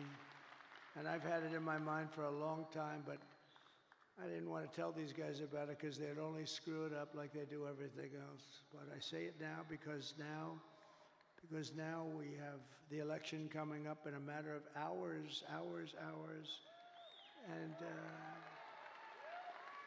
we're not going to let them destroy our country. Most of our crime, probably 60% of our crime is caused by drugs. People that are taking drugs, they cause tremendous amounts of crime. If we didn't have that, you'd see crime rates plummet. But, you know, the sad thing is that crime is plummeting all over the world because they're sending their criminals, they're sending their gang members, they're sending their drug dealers, they're sending their mental patients from all of these institutions. They're sending them into our country, and then they're opening up. Oh, we're sending them back. Don't worry about it. They're opening up their prisons and they're dumping their prisons, all their prison population, Venezuela.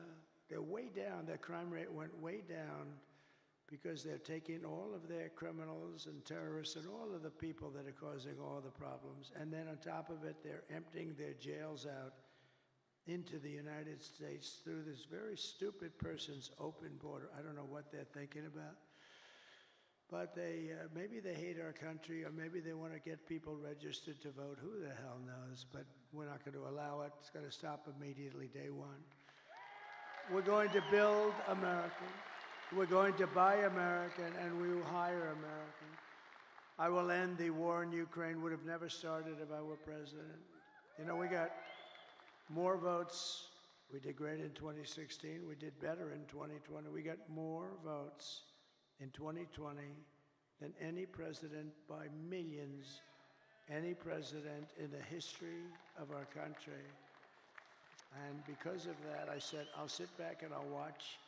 And if they do a bad job, I didn't need this every time, but if they do a bad job, I'm going to run because of how well we did. And if they do a good job, I would actually prefer that they did a great job. If they did a great job, I would say that's a great thing. But, I mean, he's the worst president in the history of our country. She's the worst vice president, and she got no votes. You know, they like to say to me, that's not the democratic way to go. You know, it's just a terrible thing. It's just a terrible thing. That's what's going on in this country. But so I sat back and I watched and I saw all the horrible things that were happening, and you know what they are. And maybe the worst was what they've done with inflation, but I actually think the worst is what they've done with their border, because they're destroying our country. We're going to turn it around. We're going to change it really fast. We're going to have the greatest country we've ever had. I will stop the chaos in the Middle East. It would have never happened again. Israel would have never been attacked on October 7th. And I will prevent World War III from happening. I know all the players. And it's a very good chance that it will indeed happen. We will crush violent crime and give our police the support, protection, resources, and respect that they so dearly deserve. We will strengthen and modernize our military. They gave so much of it away to Afghanistan. It's so crazy. I rebuilt our military. We will build a missile defense shield around our country, all made in the USA and much of it made right here. And Ronald Reagan wanted to do it many years ago, and he really was right, other than we did not have the technology. I'm glad we didn't do it, but now we can shoot a needle out of the air. We can shoot a little pin out of the air. It's incredible technology, our technology. We will rebuild our cities, including our capital in Washington, D.C., which is in terrible shape, with graffitis on the beautiful, incredible marble columns, and painting the lions and burning the American flag. What they did a month ago was terrible. But we're going to make our cities safe and clean and beautiful again. We'll work with Democrat governors and mayors. We'll probably have to, and that's okay. We will teach our children to love our country, to honor our history, and to always respect our great American flag. We will get critical race theory and transgender insanity the hell out of our schools. And we will keep men out of women's sports. I will defend religious liberty, I will restore free speech, and I will defend the right to keep and bear arms, our Second Amendment. And after years of building up foreign nations, defending foreign borders, and protecting foreign lands, we will finally be going to build up our borders, build up our country, and build up and protect our citizens. It's time. It's called America First. We're going to put America first. We put America last. They put America last. We put America first. And it doesn't mean we're into isolation. We're not. We're going to help the world, but we have to straighten ourselves out, or we won't be able to help anything. And we will stop illegal immigration once and for all. We will not be invaded. We will not be occupied. We will not be overrun. We will not be conquered. We will be a free and proud nation once again, and that will take place rapidly. Everyone will prosper. Every family will thrive. And every day will be filled with the opportunity and hope, and maybe above all, the American dream will be back. It's going to come back. We're bringing it back for your children. And we're bringing it back for yourselves. But for that to happen, we must defeat Kamala Harris and stop the radical left agenda with a landslide victory that is too big to rig, too big. The silent majority is back, and tomorrow you need to get out and vote. We have a silent majority, but we're just sort of speaking up. This has shown that the level of enthusiasm is 5 times greater than their level. They have no level of enthusiasm. They don't believe in her. They know she shouldn't even be running. They are, as they say, a threat to democracy. What they've done is a threat to democracy. They stole the presidency away from a very angry man. I watched him last night. He's a very angry man. I'm convinced that he likes me more than he likes Kamala. I'm convinced. For the past 9 years, we have been fighting against the most sinister and corrupt forces on earth. With your vote in this election, you can show them once and for all that this nation does not belong to them. This nation belongs to you. It was the hard-working patriots like you who built this country, and tomorrow it is the hard-working patriots, meaning today, like you, who are going to save our country. After all we've been through, and we've been through a lot together. We've gone through these rallies. Almost everybody is here. I have people that have been to more than 300 rallies. They're here tonight. They were at the one this morning, the one tonight. They actually missed 2 of them. I can't even believe it. But these are incredible people and incredible patriots. But we stand on the verge of the 4 greatest years in American history. With your help, we will restore America's promise, and we will take back the nation that we love. We love this nation. We are one people, one family, and one glorious nation under God. We will never give in. We will never give up. We will never back down, and we will never, ever surrender. Together, we will fight, fight, fight, and we will win, win, win.